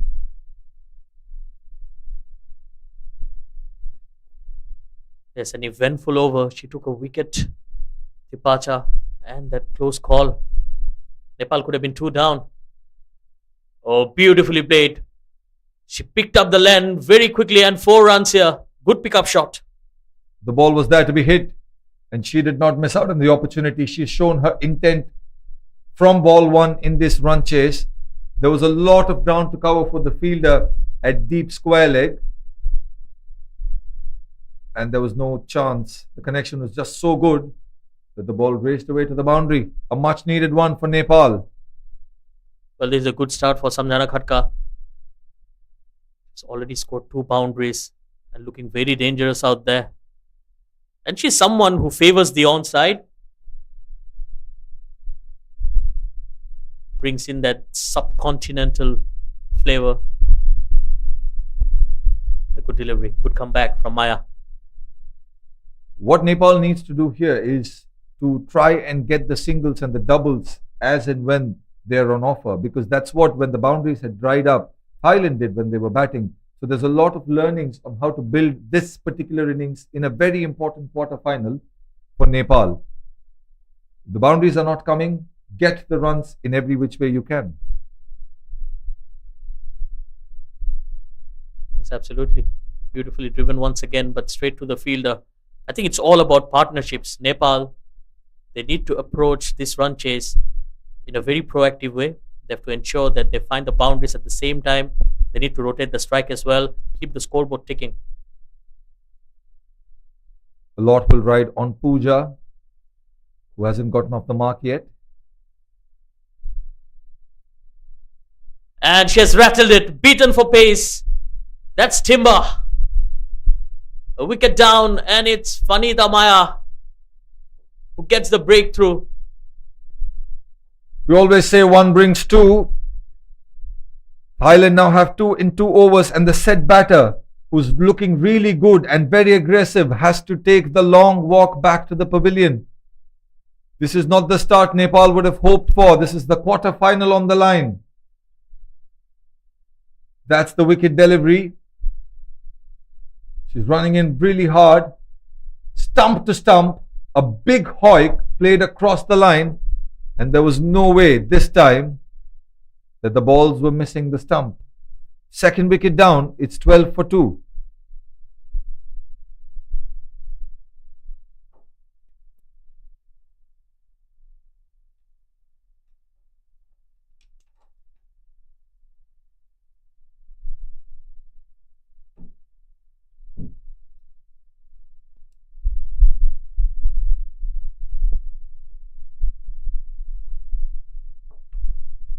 Sony Pakrin is the new batter, and she will face the music from Vanitha Maya, who's steaming in once again. Oh, beautifully bowled, right up there in the block hole. Well, Sony Pakrin did well to get it out. But what an over this has been. An inspired over from Vanitha Maya. She got hit for a boundary earlier on in the over, and the comeback deliveries have been phenomenal. Learnings all the way for every budding fast bowler. This absolutely shows the character of the bowler. And that's flicked away. That's in the gap as well. Might be going for a boundary. Yes, it does. Two fielders were in pursuit of that, but the timing on that was really, really good. At the end of 3 overs, they're 16 for 2.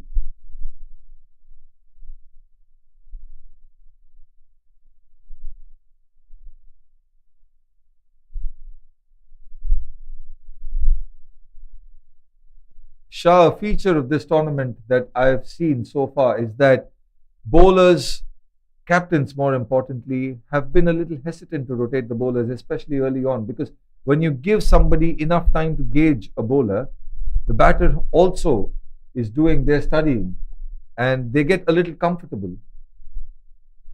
Yes, absolutely. I think it's all about the belief that they bring in and the trust in certain bowlers. And it's good delivery once again, good start.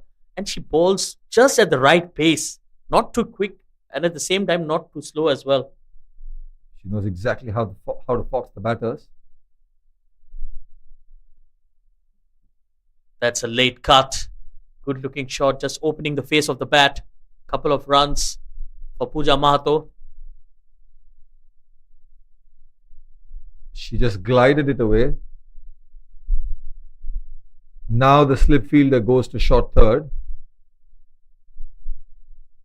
Pooja gets off the mark with that double. This is what they need to keep doing more and more of.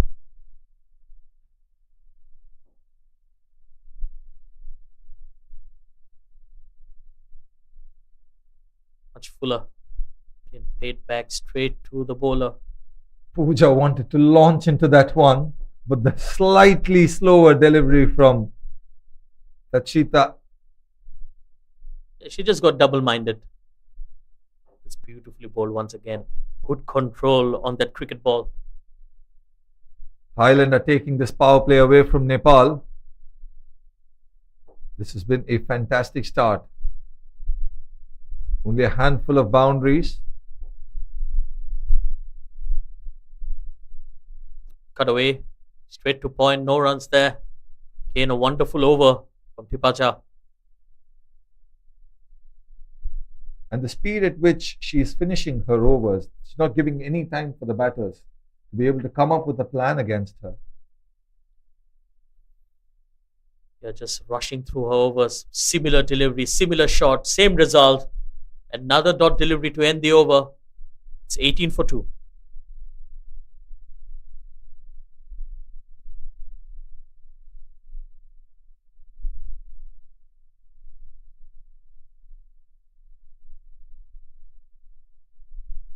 Well, after 4 overs in the first innings, Nepal were 29. Thailand were 29 for 1, correction.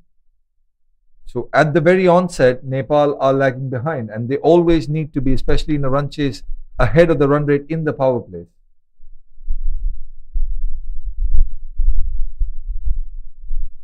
Yes, I think it's going to be a lot of pressure. Tough situations here for Nepal with those 2 early wickets. Vanithamaya continuing. Well bowled once again, just dropping the length. Bringing you back to that conversation about bowling rotation, we've seen again one of your premium fast bowlers bowling 3 in the power play. I understand that you're looking for wickets, but you also have other very, very good bowlers who can make use of this time in the middle and try different things right now when you have the batter under pressure. Yes, but I think Thailand have a different problem, which is they have too many bowling options, so they can actually take that opportunity and give more opportunities to their A bowlers. I think Vanithamaya has done a wonderful job with the new ball so far. I still believe that if you have so many bowling options, it can only be a good headache to have and not a bad one. And you should, at this point in time, try and use different options to see, going into the business end of the tournament, when and where you can use different bowlers. You never know what you can come up with. You're right. Again, beautifully bowled. Another Yorker. And yes, coming back to your point, I think a classic example that I can remember, someone from CSK, Deepak Chahar, who used to bowl with the new ball 4 overs on the trot for almost every game that he was used by MS Dhoni. So probably it's something similar. So it's the effectiveness with the new ball that a bowler can bring into the game. Bringing your notice to the fact that Deepak Chahar didn't want to bowl all 4 in there. Absolutely, absolutely. So sometimes being a team player, it's all about what your team needs you to do. This over has been runless so far, which is not good news for Nepal. Playing dot balls is only going to add more pressure to them. The required run rate is 7.37 at the moment, which is still gettable if you can look for the boundaries early on in the over and then a couple of singles here or there. You got to be in the game. Yes, and to be in the game, you'll need shots like that. That's cheeky. The scoop shot, 4 runs. Brilliant execution. Innovation at its very best. That was pressure doing all the talking. She picked the right delivery to be able to do that, got in position very, very quickly and dispatched that to the field. And that's one of the first boundaries in that area. The outfield there was a little sluggish all morning. And it's a brave shot to play. Not easy, especially against a pacer like Vanithamaya. Bowls in a good pace. But sometimes that extra pace can work against you as well. That's exactly what happened on that occasion. Much better. Right on the money. She's hitting the deck hard. End of the over. 22 for 2.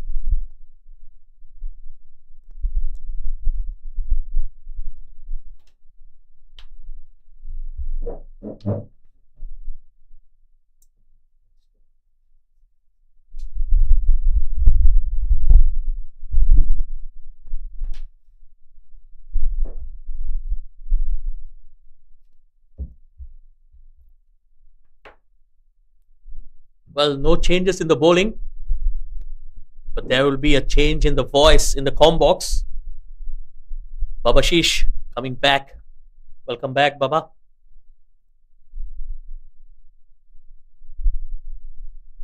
Yes, thanks a lot, Shah. And Thailand have shown why they are one of the serious contenders to go all the way. Having put just enough runs on the board, they've come back putting their best foot forward with the ball in hand. Oh, that's close. And she's gone. Given. The finger goes up. And Pooja Mahato departs. Another wicket for Thipacha. Yes, Thipacha has been their best bowler in this tournament. No wonder she was the ICC Women's Player of the Month back in May 2023 when Thailand had their gold medal victory in Cambodia for this particular ball. That was straight enough, plump enough. And Thipacha is delighted. Why not? They're one step closer to that big qualification. And Nepal right now are tottering. Well, second wicket for her. Again, you have to give a lot of credit to the skipper for continuing her for the third over. Yes, Shah, in terms of leadership, they have been so egalitarian in their decisions. When Thipacha was leading, she was ensuring that others got the right opportunity when it mattered. Now, when she's just a bowler, she's leading with the ball.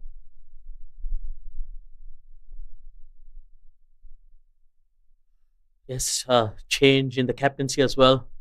The experience, Narumal Chaiwai taking back her responsibility. And it's a contest that I enjoy personally. Captain versus captain.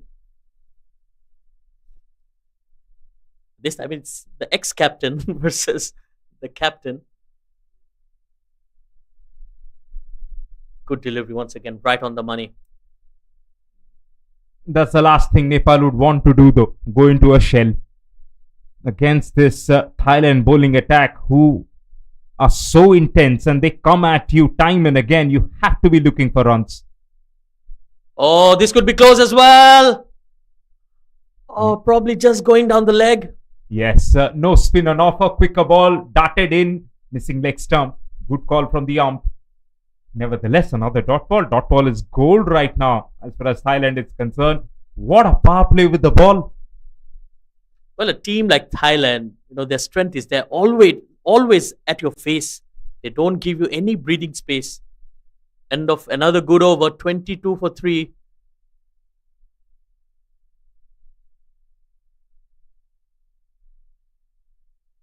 And how smart they have been in terms of picking their team. Understanding in these kind of conditions, either it's a black soil or it's a red soil, both provide enough for the spinners. So they have packed their squad with spinning options. Power play restrictions are done.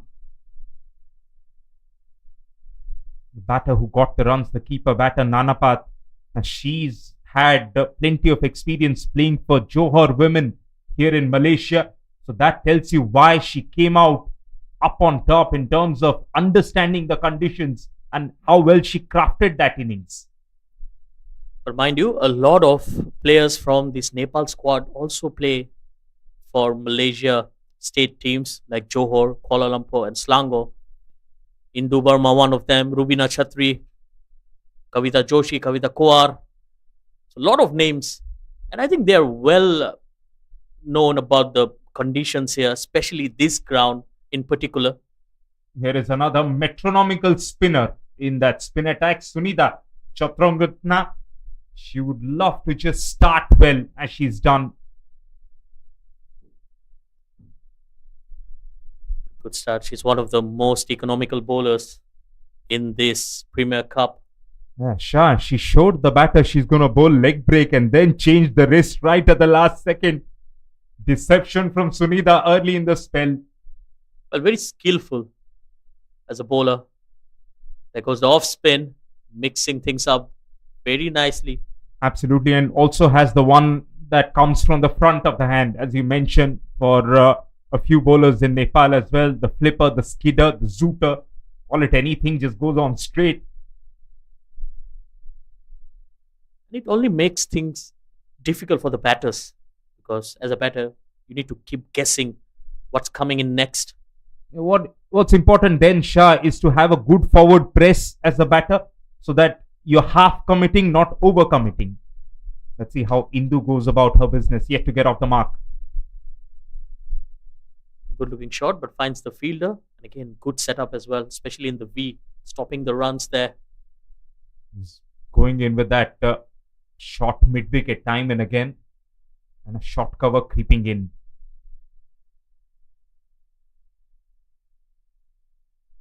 Again, finds the same fielder. The skipper does well. Good commitment from Narumal Chaiwai. And with that, Indu will be off the mark. Just get a feeling till the drinks break, these two would love to bat normally. Get to somewhere around 40, 50 for 3. And then see if we have the power. They have some power to burn. That's a good looking shot. Driven by Soni Pakrin. Yes, I think Nepal, they need to take it face by face and break it down into pieces rather than just thinking about all the runs. End of the over, 25 for 3. Yeah, Shah, you're spot on there. They got to be thinking about building little blocks here from where on they can launch the last 5, 6, getting perhaps 10s. Might not be that difficult if you've got enough batting. So for the next 3 overs, the doctor's order for Nepal, let this partnership continue, get about 20-25 runs, get to 50. And then we shall reassess. Change in bowling once again. It's Laomi, Sulipon Laomi. Another fine spinner. Made a debut for Thailand at the age of 17. Impressed ICC enough to be picked for the Women's Gold Development Squad tour to Australia. So she's been around the globe. She's played enough cricket to understand this is clutch right now. Another wicket and you have Nepal on the mat.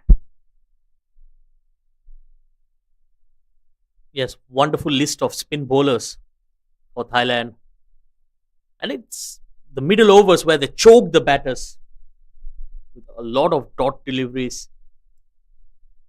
Just like that, beautifully bowled. Shah, the choke also came in the first innings. Only difference is by then Thailand were already 50-60 runs on the board. Yeah, it's all about the approach. It's how you start, especially in that power play. Well, at the same stage, Thailand were 52 on the board. Yeah, that's what I'm talking about. After that, the choke came with how Chetri bowled.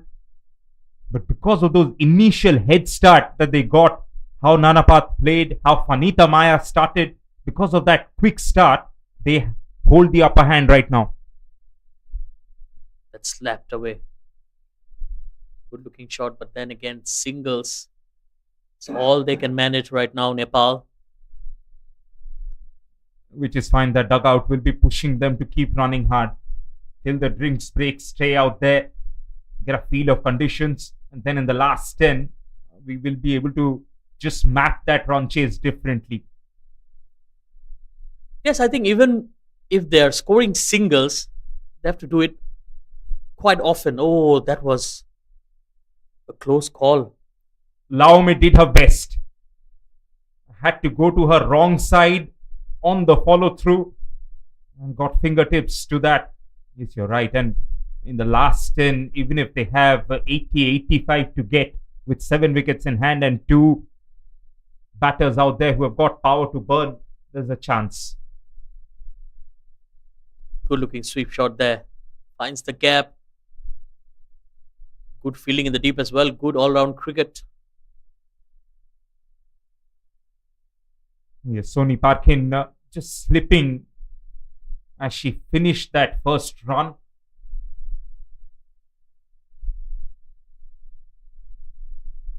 Now is the skipper Indu on strike. That's the only cardinal sin that they can't do. While you rebuild, don't play dots. 28 for 3. 8 overs are done. The choke is on.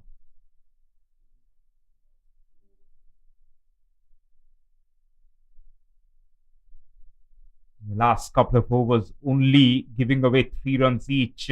Thailand ensuring that there is hardly anything to cheer for this partnership and for that Nepal dugout. Well, that's all added pressure because boundaries are hard to come by and you are not even scoring singles. Too many dot deliveries. Half of the runs of the deliveries. It's not going to help Nepal in this run chase. That's a fuller delivery played down the ground for a single.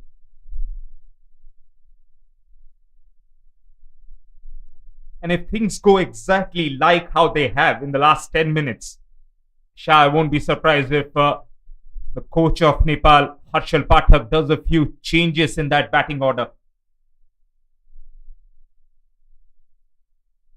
Absolutely, that's well swept. Good looking shot there. What's so good is they're only bowling to their field. There are hardly any bluff balls, as they call it. Long on, deep mid-wicket, deep backward square leg. So everything has been on the fuller side within the middle stump and leg stump. Asking Indu and Soni to make room through the offside, that'll be risky.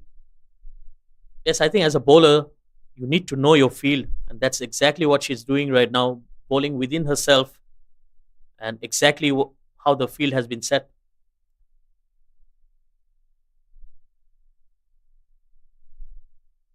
I mentioned that previously as well. This Thailand women's team, they travel across and train at different grounds in different conditions. Good use of the feet, hit over the bowler. Again, just a single. Watch them train in Pondicherry for about 3-4 months. They had a camp out there. There's the kingdom of cricket there. And under the hot Pondicherry sun, these girls worked tirelessly last year. Well, a lot of hard work put in, and I think the results are very evident. They're ranked right up there, 12th in the world. And they've shown all of us why. Currently, when the pressure is on, Sony, your partner, and Indu trying to rebuild here.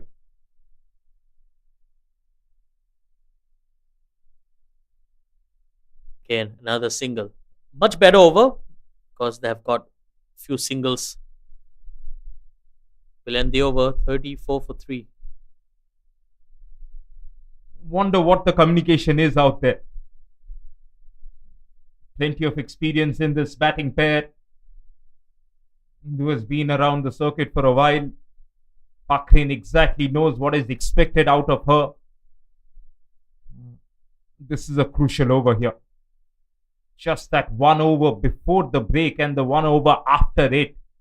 As a batter, you've got to have that extra focus. Only issue is, while trying to have that extra focus and cautiousness, you can't be playing dot balls here. Well, that has been the problem, especially for the skipper. She's batting on 5 of 12. Very slow to start with, especially in a high octane game like this when you're chasing more than 8 runs, almost 9 runs per over. It's going to hurt you back. And Shah on a good surface. Nothing wrong with this surface. It's come onto the bat well. Much better. Finds the gap. Well, the running can be questioned as well. We have seen how well the Thailand batters were running in between the wickets. Yes, the difference is the Nepal boundary riders were right on the fence, not for Thailand. They're about 10 yards in, all of them, which then prohibits the second. Oh, well bowled. And I think it's also how they attack the ball. Absolutely. With that intent, with that fielding intent, it scares you as a batter out there because there is always a chance of a run out. That has restricted Nepal.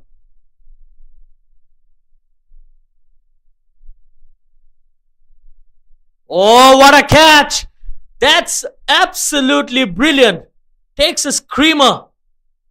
One-handed. Yes, it's a captain Narumal Chaiwai doing her bit. Missed out with the bat in hand. 1 over before the break was extremely crucial. That too has gone Thailand's way. Laomi tosses that one up, eager to score. Plays that aerial just to the left of that fielder, leaping take. Chaiwai has really rallied her troops in this particular contest. That break will mean, that wicket will mean that we'll have a longer break. Drinks on the field, and it's advantage Thailand all the way through in this quarterfinal fixture.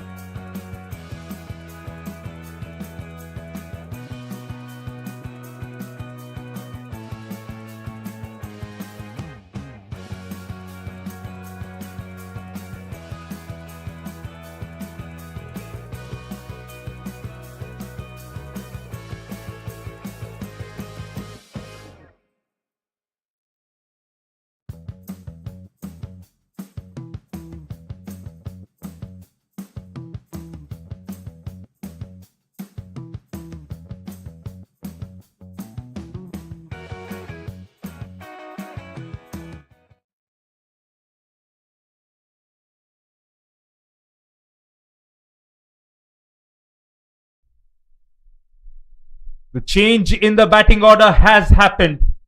Nepal need a move on. They have sent in Kavita Kumar, who I was told before the start of this game has got some power to burn.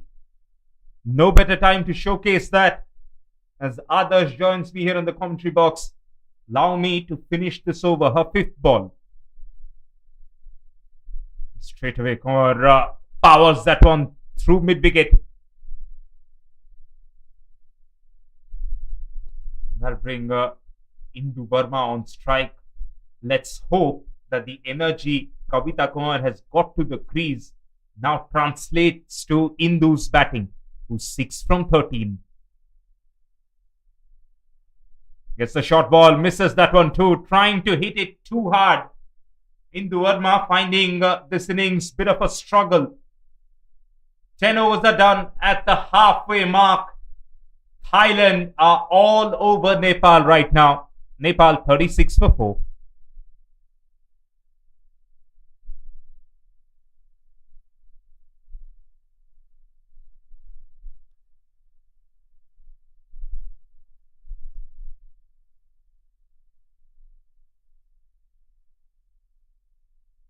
Spin to continue.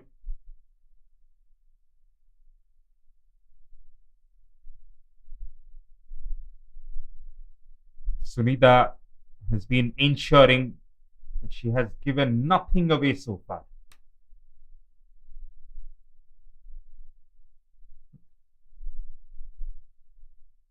Well, this is the famous spin choke that Thailand usually have in their ranks, that they always use against oppositions, and this time it's worked in their favor again.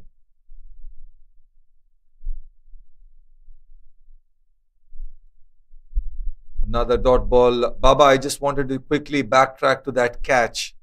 That's one of the best catches we've seen in this tournament so far. A one-handed diving effort at a point when the pressure was so much that they had to take that catch, and who other than the captain to show the way? Absolutely. She's matched up to what Ria did in that first innings. Kavita is now 1 from 4. That's not good enough. You've been sent out there to play aggressively, play a few lofted shots. Another question that needs to be asked is, where is Sita Rana? She's one of their senior most pros, and she's a left-hander.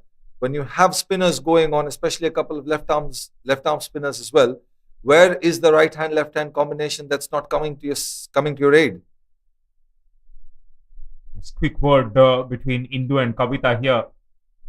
After flurry of dot balls that Kavita has now played. Impact in line, give it out. Look dead in front. The spin choke giving them wickets after wickets. And Nepal half the side back in the hut. The move of promoting Kavita Kanwar, the potential power hitter, has failed. She has to take the long walk back yet again. And this time there was nothing. There was no shot to be played there. It was a straighter delivery. How she decided to go across and why, only she will have to answer that question. Brings the new batter, Joshi. Yes, Kavita replaces Kavita here for Nepal. Kumar, as you mentioned, played across. Their spin choke that we've been talking about for a while now has, in leading up to this phase, has bowled oppositions for 19, 32 and 40 runs. So they have the ability to restrict the teams to very, very small totals. And when I say small, less than 50 runs. And looks like at the halfway mark, 36 for 5. It doesn't look like a very good scoreboard, and they're on their way to do something very similar. Here is Joshi. Trying to find the gap through the offside. Won't be able to. Sunita completes another fine over.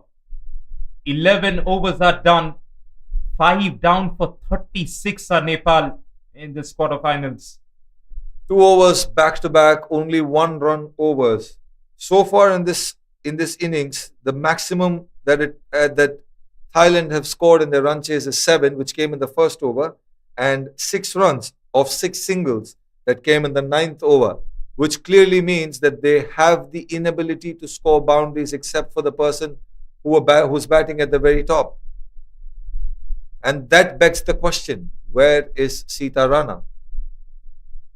Even if she was, here comes the matchup. Right arm off spin in the form of Onicha.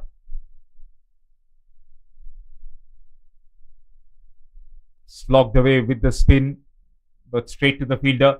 Onicha, the first Thailand bowler to take a hat-trick. So she's somebody who loves getting into the act. It's go time as far as Indu Verma is concerned. Pulls the length back ever so smartly, does Onicha. This is something that's been a feature with all the spinners that Thailand have operated with. They know exactly what they're doing. They're varying their pace. They're just moving around with their lengths a little bit and not giving away any room whatsoever. Now the one finger delivery that just curls away. They get a run from that. That's not helping their cause at all. Brilliant fielding from the captain, who's watching everything with eagle eyes from that catching mid-wicket position. She took that blinder. She again ran and saved and dove and saved this single as well. Required run rate now has gone over 11. Thailand have had an advantage over Nepal as well in their previous encounters. Another attempted sweep will not yield or mount to anything. When these two sides clashed in the World Cup qualifiers earlier this year, Thailand tracked down Nepal's 122, and they know exactly how to choke the Nepal batters as well, because they've done that in the Tri-Nation qualifiers in 2025. Gone through the inner circle there. Joshi for the first time gets her scoring underway with a couple of runs. And just to wrap that point up, over the last few years, they've been able to bundle Nepal's batting unit for scores like 59, 81 and 101, which doesn't speak very highly of a head-to-head contest between these two sides. It's just that what Nepal must have been disappointed with, that this is a really good surface. And for them to come out there and block deliveries, play dot balls, has really gone downhill for them. 39 for 5.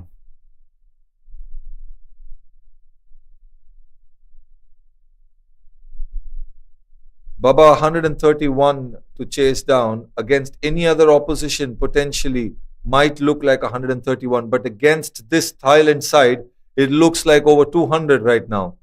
And they're not able to get away with anything. There's no loose deliveries, there's no extras, there's no boundaries on the offer. Which is where, as a batter, you've got to do something out of the ordinary. Either step out of the crease, move around the crease. That hasn't happened so far. Sunida, as Indu steps out for the first time, misses the ball. Keeper does her bit. Nanapat, her dream day here at BAYUEMAS Oval continues. You were just on about batters taking the extra effort, walking down the track and creating an opportunity. Yes, they did create an opportunity, not for themselves.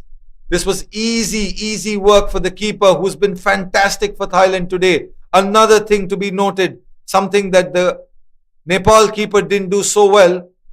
Thailand have been on it ever since ball 1. Another wicket to fall, 6 down for just 39. Nanapat, while she appealed to the square leg umpire, she was so sure that appeal looked like a dab.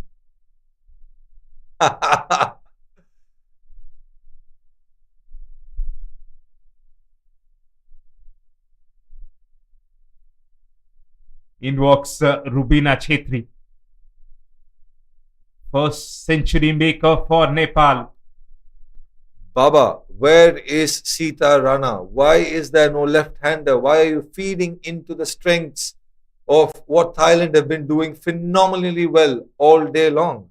Yes, it's a little surprising that they don't want the left-right combination. But let's see how Rubina goes.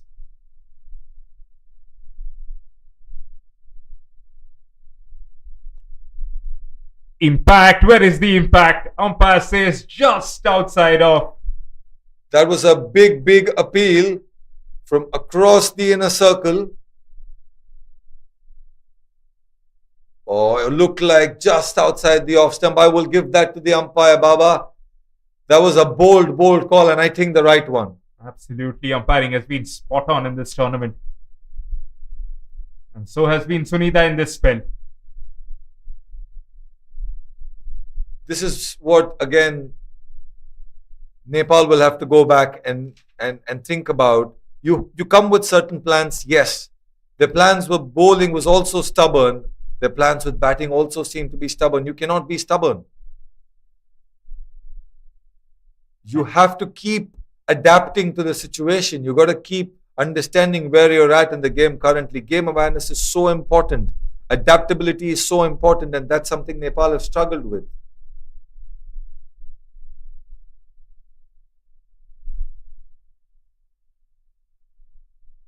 Especially in this format, others, you've got to adapt almost every over. And once they head back, no matter how this result finishes, in all those domestic competitions that they have increased over a period of time, they got to try out these things. Last ball of this over. Quick ball off the front of the hand. Finally, a shot comes from Nepal. It's Rubina who's threaded the gap through covers, and a welcome boundary in this run chase. Definitely a welcome boundary, and a boundary to finish Sunita's brilliant spell. 2 for 13 in her 4 overs. At the end of 13, they're 43 for 6.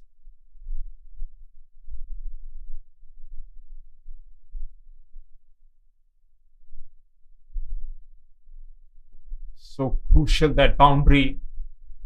Required run rate now over 12, almost touching 13. Absolutely. It looks very, very feeble from here on for Nepal. But a welcome boundary nonetheless. They will still try to go all out, and they should. Oh yes, no two ways about that. Especially with the way Rubina got that boundary. Might as well go down swinging from here on in. Slightly faster outfield. Still a really good surface to bat on. 2 boundaries every over is not impossible. So keep going. Definitely not impossible, and Rubina is the batter that can do it for them. That's flicked off the pad for a single, because Rubina and Sita were the pair that actually brought Nepal back in the game against Bhutan, and a couple of other occasions as well. They are their 2 best batters, and they come so down the order that begs the question of being stubborn again. Yes, along with Rubina, Sita, both were the first Nepal cricketers to compete in an international T20 franchisee league as well. So clearly they have the experience. Rubina, the century maker in that squad, should have been given more balls. All Joshi is doing is playing dot balls and trying to up her average by staying not out. They need to get a move on, and boundaries need to be coming from both ends. Yes, it's a bit harsh here, but it's hit out or get out right now. It's come to that phase in this game. Not for that. Just a gentle block on the front foot. Baba, I know this is going to be a little harsh of a statement, but does it look like Nepal is playing to get into the semi-finals? They did their best with the ball in hand on the field. Yeah, that's more like it. Along the carpet, all right, but there was intent behind the shot from Joshi. Only problem is she's taken the strike away from Rubina. 14 done. 46 for 6.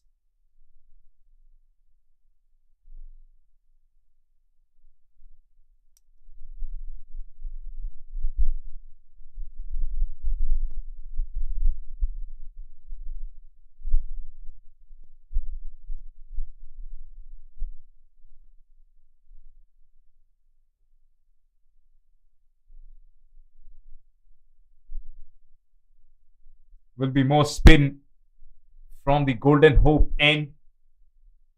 And the only hope right now for Nepal is if they can suddenly out of nowhere get a 20 run over. That's the only way this equation now tilts in their favor. Otherwise, Thailand with the upper hand. Another dot ball to start proceedings, which has been the story of the day for Nepal's run chase innings. Yes, it's been a really impressive tournament for them. Barring that blip against Hong Kong, China, they were convincing all throughout. Off ball, now for Laomi. Her second wicket was a delivery that should have been forward to Joshi. Played it back and needs to walk back. Exactly like you said, Baba. She should have been forward. She went to the back foot, tried to work it away on the leg side. Another wicket down. And Nepal tottering at 46 for 7. All joy for Laomi, all joy for Thailand here.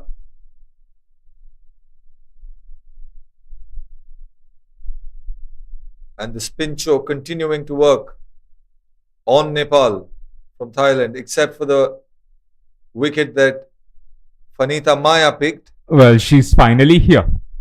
Sita Ranamaga walks out to bat. Dare I say, with the game almost done. 85 to get from 5.4. Now they have their best two hitters out there. Should have been what? Half an hour ago. Absolutely, two of their best batters, two of the power hitters, two people who understand where singles and doubles matter, and they know when to pick the loose ball and put it away. A little too late, I must say. Let's see if they can make up for the lost time. Sita's first ball. That's missing. Leg stump, Laomi. With the spin and with the angle too. Laomi has been brilliant, bowling her third over, given away only 5 runs, picked up 2 wickets already.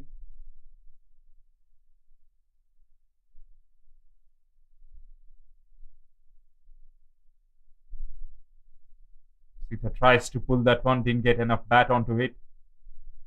Let's not forget this is only the second ball she's facing, and she's already showing intent, which none of the other batters did. They all wanted to come on the front foot, defend the best way possible. Let's not forget this is a T20 competition. There you go. The third ball that she faces produces a big shot towards that square leg fence. Terrific effort once again from that boundary rider there.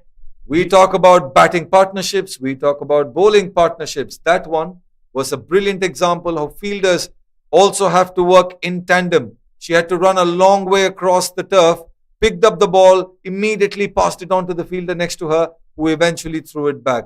Great work on the field. Yes, Apshira and Onicha there tagging along to save 3. Dot to end another over.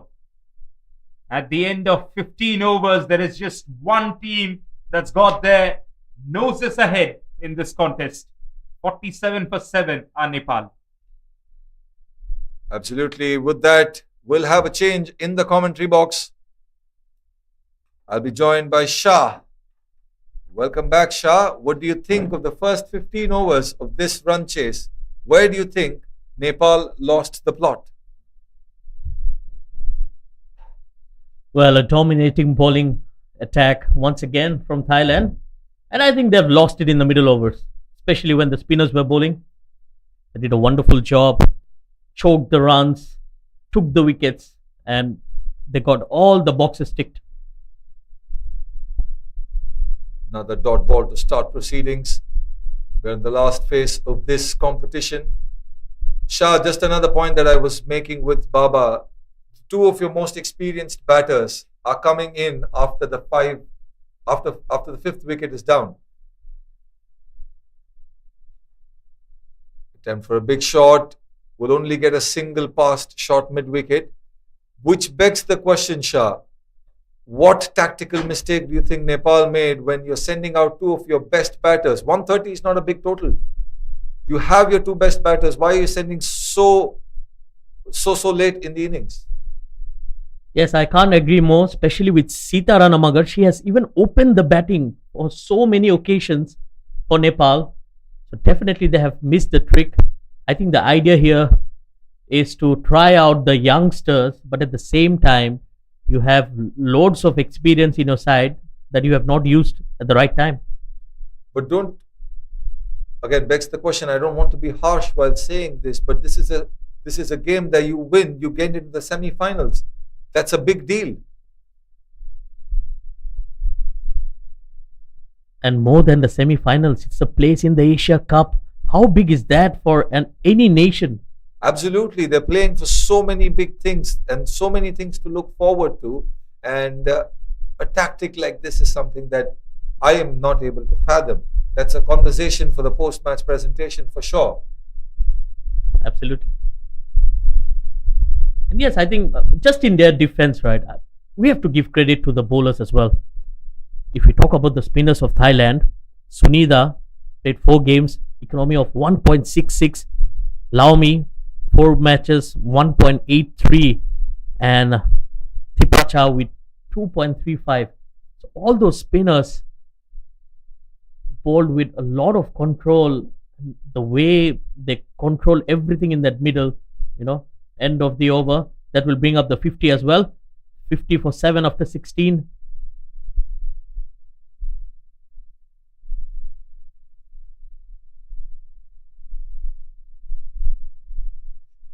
Shah, you're very right. Irrespective of how Nepal have played this, credit where it's due. The Thailand bowlers have been on point. The fielding has been exceptional. They've not given anything away. No margin for error. And that's how you play when you want to qualify for the semi-finals. And that is what's been missing from Nepal. And that is my wonderment. I'm just thinking to myself, this is a big clash. It's a knockout clash. They have a past of doing this, choking while chasing, but 130 is not a big total. It's absolutely. And if you have a look at the scoreboard, we're into the 16th over, and probably your best experienced batters only faced 16 out of them. Well, a lot of questions for Nepal to be answered. Coming to Thailand and how comprehensively they've played in this tournament and especially in this contest. They've come here the better side. They're here to show that they're here for business and to win. Oh, loopy delivery there. Again, brilliantly cut off. No room for error. Dot balls and singles are not going to do the job for Nepal. And you can see the body language there in the driving seat. They're about to win the game, but still every fielder is putting in a lot of efforts. A big shot attempted will go nowhere, only be a single to make deep mid-wicket. And another thing about the Nepal batting is that they have right-handers stacked all the way from 1 to 8. After the 7th wicket fell is the first time we're seeing a left-hander. Don't you think they could have taken that gamble considering the amount of experiments that they've done all day long? Yes, absolutely. I think we are on the same side. I wouldn't have mind even Sita Ranamagar went into bat as an opener. I think that would have been a perfect combination between Samjana Khatka and Sita Ranamagar. It's completely all right to lose a game. In cricket, in sport, you win some, you lose some. But the intent is what matters. And that's where character is built. That's a powerful shot in the gap. Will it have the legs to go all the way to the boundary? Doesn't look like it. The fielder will cut it off. A couple of runs after so long. Just coming back to your point, I think you're absolutely right. It's not about the results, but it's about how you approach the game and how you end the game. And now, even if Nepal gets close, they have missed the whole tactical approach going into this run chase. A step down opportunity, brilliantly done by the bowler. She brought her length back. Rubina had to adjust at the very last second in what could have been a wicket. Ends up in a safe dot ball. A good adjustment. Laomi, smart, just pulling the ball short. And I think Rubina is pretty aware of how quick Nanapat is behind the stumps. That's a good looking shot. This time she finds the gap, dissecting the fielders on the offside through the covers, 4 runs. But it all brings us to that point where we were debating about why Rubina is batting so low in the order. Well, these are lessons I think Nepal will like to take going on. That you have your 2 better batters batting after the 5th wicket falls. Try to use them a little above. Try to bring their experience somewhere in the middle so that players around them can also learn and grow and how to build a partnership. Well, it's never too late for any team to learn from their mistakes. And I'm sure Nepal, who did fantastically well in the first innings with the ball, will come up again very, very soon with these lessons learned and executed better. Well, the only thing they will miss will be a spot in the Asia Cup. So that's a lot to lose. But yes, it's a learning curve, and as a team, you can only get better. We know that Nepal brings in a lot of promise, a lot of talent. Sometimes it's just those technical errors that you need to fix. Absolutely, it's the small things always. Beauty lies in simplicity, people always say. You do the simple things right, you get your basics right, things and results will automatically follow you. That's a good delivery. And yes, talking about Nepal, I think they have really evolved as a cricketing nation, especially the love and passion for the game. We have seen the fans all over the world. Absolutely. Onicha here, looking to finish her spell off. A step down will be hit straight to the fielder at mid-off. What a brilliant spell, an inspired spell of bowling from Onicha as well. She's kept the run rate extremely tight. Look at her economy, only gone for 10 runs. Yes, absolutely. I think we were talking a lot about the other spinners. Oh, that's lofted. But straight to the fielder. Oh, drops a sitter. The one mistake that the Thailand have done on the field today was that it was a straightforward chance. She got into position very, very early, and she's been patrolling that boundary for a long time. She's one of their better fielders. A mistake like that from her. Yes, it's Fanita Maya, who took a wonderful catch to get that first wicket running back. Dropped a sitter. But that can happen to you. I don't think it's going to cost them a lot. The ball's gone again towards her. She will have to do a cutting off job, a couple of runs. That's a big appeal. Did the batter make it back in time? Yes, she did, but that was very close. Well, Rubina Chatri, you need to drag your bat in. Her bat was in the air. Rubina, let's not forget the basics. I know. We all know that you're the most experienced batter. You need to be showing the way. Always slide the bat. Don't take a fielder's arm lightly. A short ball worked it away on the leg side. A single to finish Onicha's spell of 4 overs, 14 runs only, and what could have been a wicket had that catch been held. At the end of 18, Nepal are 63 for 7.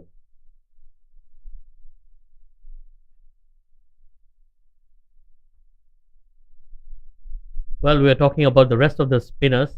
But Onicha did a wonderful job, just in a most silent way possible. A very good spell of spin bowling. Well, she bowled within herself. Again, bowled with a lot of control.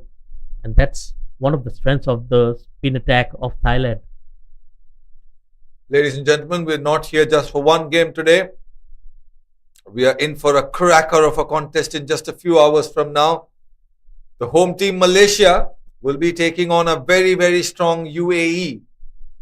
That will be a contest to watch out for, Shah. That's played away on the offside. There's protection there. Will only be a single.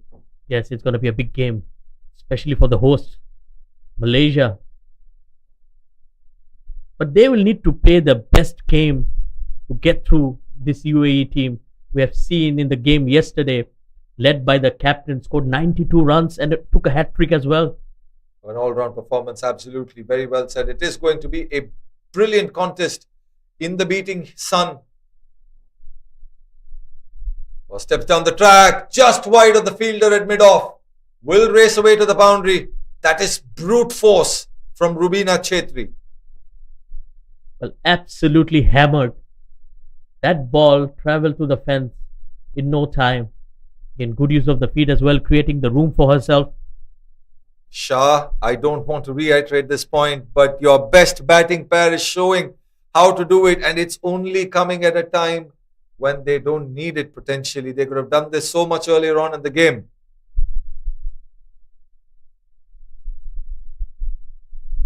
A good comeback delivery from Fanita Maya. She's an experienced pro, bowling her last over as well. Given away only 24 runs, picked up a very, very important wicket. Dropped a catch in the last over, something that's very unlikely of her. Yes, she's someone who is very competitive, one of the better fielders, and a very good bowler as well. Balls with a lot of pace, and she brings in that X factor in this bowling lineup. Just misses her run up. Yes, Nepal just missing a trick. And a costly one, I would say.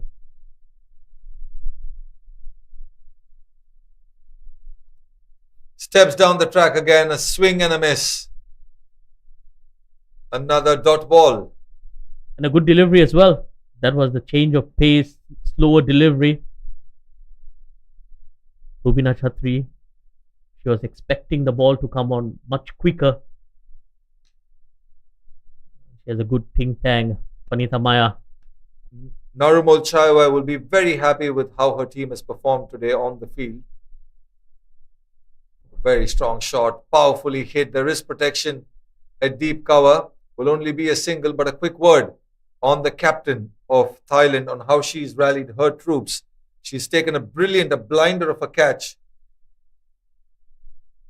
And even her ground fielding, she was attacking the ball and talking to her bowlers. I think that shows how a leader should be. A lot of experience, and she allowed the youngster to take on the captaincy in the last two games as well. That's in the air. Oh, another drop. Oh dear. Fanita Maya, she wanted to redeem herself, but this time it's a teammate that lets her down. At the end of the 19th, it's 70 for 7.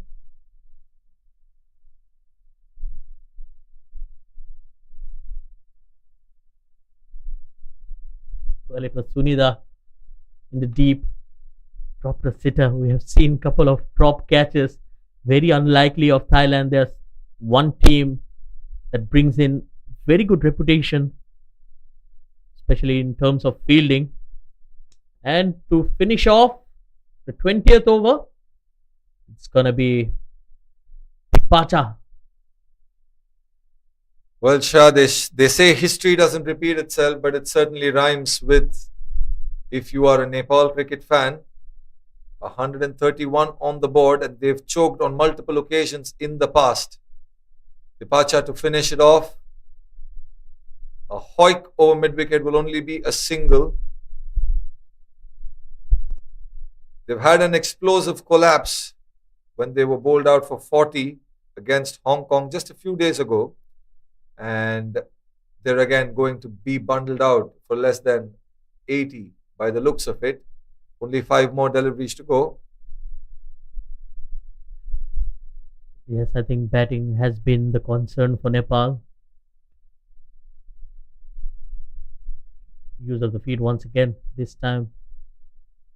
No run. 4 more deliveries to go. They still have 3 wickets in hand. I think they should just try and score some boundaries. Yeah, you might as well go down swinging. Steps down, exactly, attempts to do that. Not the best of connections, will only be a single down to long off. There's once again a dominating performance from Thailand, and they're putting up a statement in why they're one of the contenders for the title. And the team to watch out for, Hipacha Putawong. What a day for her as well. A strong shot down the ground, again to long off from Sita Rana, will only be a single. 3 more deliveries. Well, other should we talk about stats? 2 more deliveries to go. She has bowled 3.4 overs, just 6 runs conceded and couple of wickets. How many player of the match contenders do we have for today? Yeah, I think it's going to be a tough time for the match referee to decide. And a tough time for Baba, who will be doing the presentation as well. So Absolutely. many performances to pick from for him. But if you ask me personally, I still feel it has to be Nana Pat, the wicketkeeper batter. Batted wonderfully in the last game as well, was the player of the game, and even this match. And she has kept well behind the stumps. Another single down the ground to finish proceedings. Will they come back for a couple? A yes and no, but will eventually be only 1 run. Thailand with a comprehensive victory. Players celebrating, and they do deserve this. Indu Burma and her team promised a very different performance today. A performance that truly reflected their potential, but Thailand's psychological hold over this fixture means completely that they will not be giving any other team an edge. They've built a fortress, the spinners from Thailand. A fantastic effort from their core, their spinning core. But the story of the day belongs to Thailand's tactical brilliance and defensive mastery. Thailand win this contest defending 131, and they will move ahead in this competition and play the semi-final in a couple of days' time, and also book their spot in the Asia Cup. A good victory here. Thailand batting first. And look at that, Nana Pat, 62. That was the knock that really defined the results of the game. Rubina Chatri took a wicket, Riya Sharma as well. And in response, Nepal, they were struggling, 74 runs. It's all they managed. And wonderful bowling from the Thailand spinners. Tipata to start off, 4 overs, 7 runs, 2 wickets. 2 wickets for Sunita and Laumi each. And Fanita Maya chipped in with a wicket as well. Well, a wonderful game, and they have won this with 56 run big margin as well. So please stay tuned. We'll be catching you guys shortly with Babashish there with the post-match presentation. Thank you.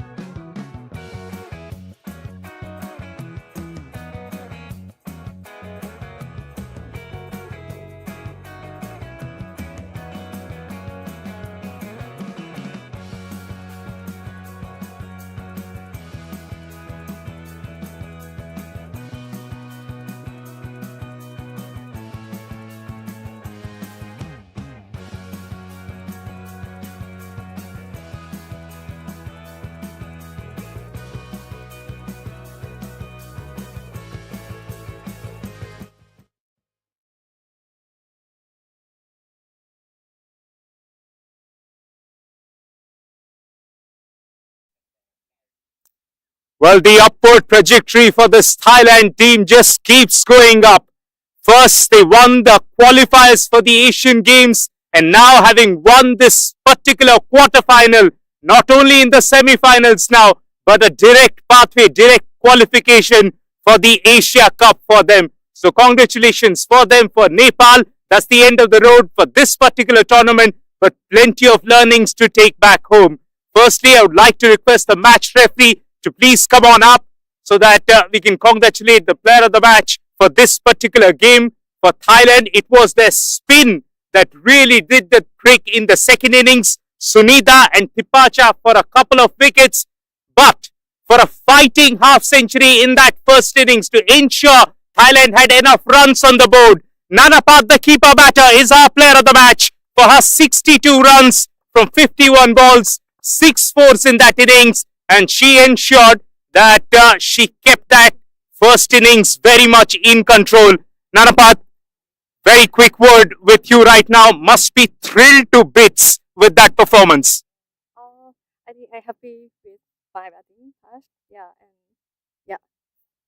Nanapat, you have played in these conditions before, so you know what sort of a surface to expect, how to plan the innings. That really helped today. Just run hard. Yeah, because of the outfield really slow. Yeah, that's it. Well done, go on and enjoy. Well done, Nanapat. Can I please have a word with the captain of Nepal, Indu Verma, please? Round of applause for the captain of Nepal then.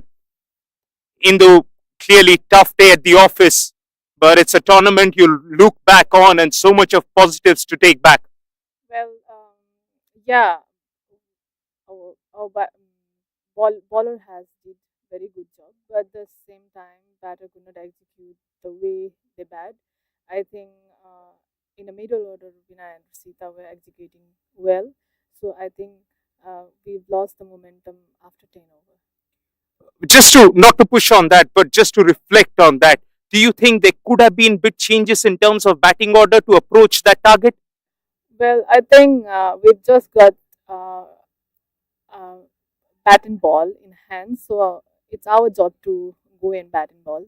So it's our responsibility and execute our plans. All right. Good luck for the next one. Well played. That was Indu, and now the captain of Thailand, Normal, if you can please join me. Round of applause for Thailand. They're into the semi-finals.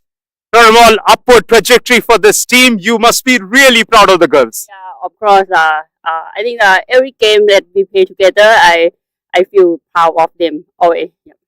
And talking about this particular fixture with the ball on the field, you guys were ruthless. Do you think that's the key to the win? Yeah. I think for the batting side and bowler side also make us win today. So we talk about the sprint. Yeah. I think the girl is do their job is pretty well, and we know the condition here is the bowling is not much. I just want to keep a big gap to the batter. They run is very hard. I think for this cow is run hard is the key of the get to the run to the ball. Yeah. Well done, Normal. Good luck for the semis. Thank you. That's it. Captain of Thailand, pretty delighted with that performance. Game number 2 is equally crucial. Host nation take on the mighty UAE. We'll be back for that. That's it from the presentation party.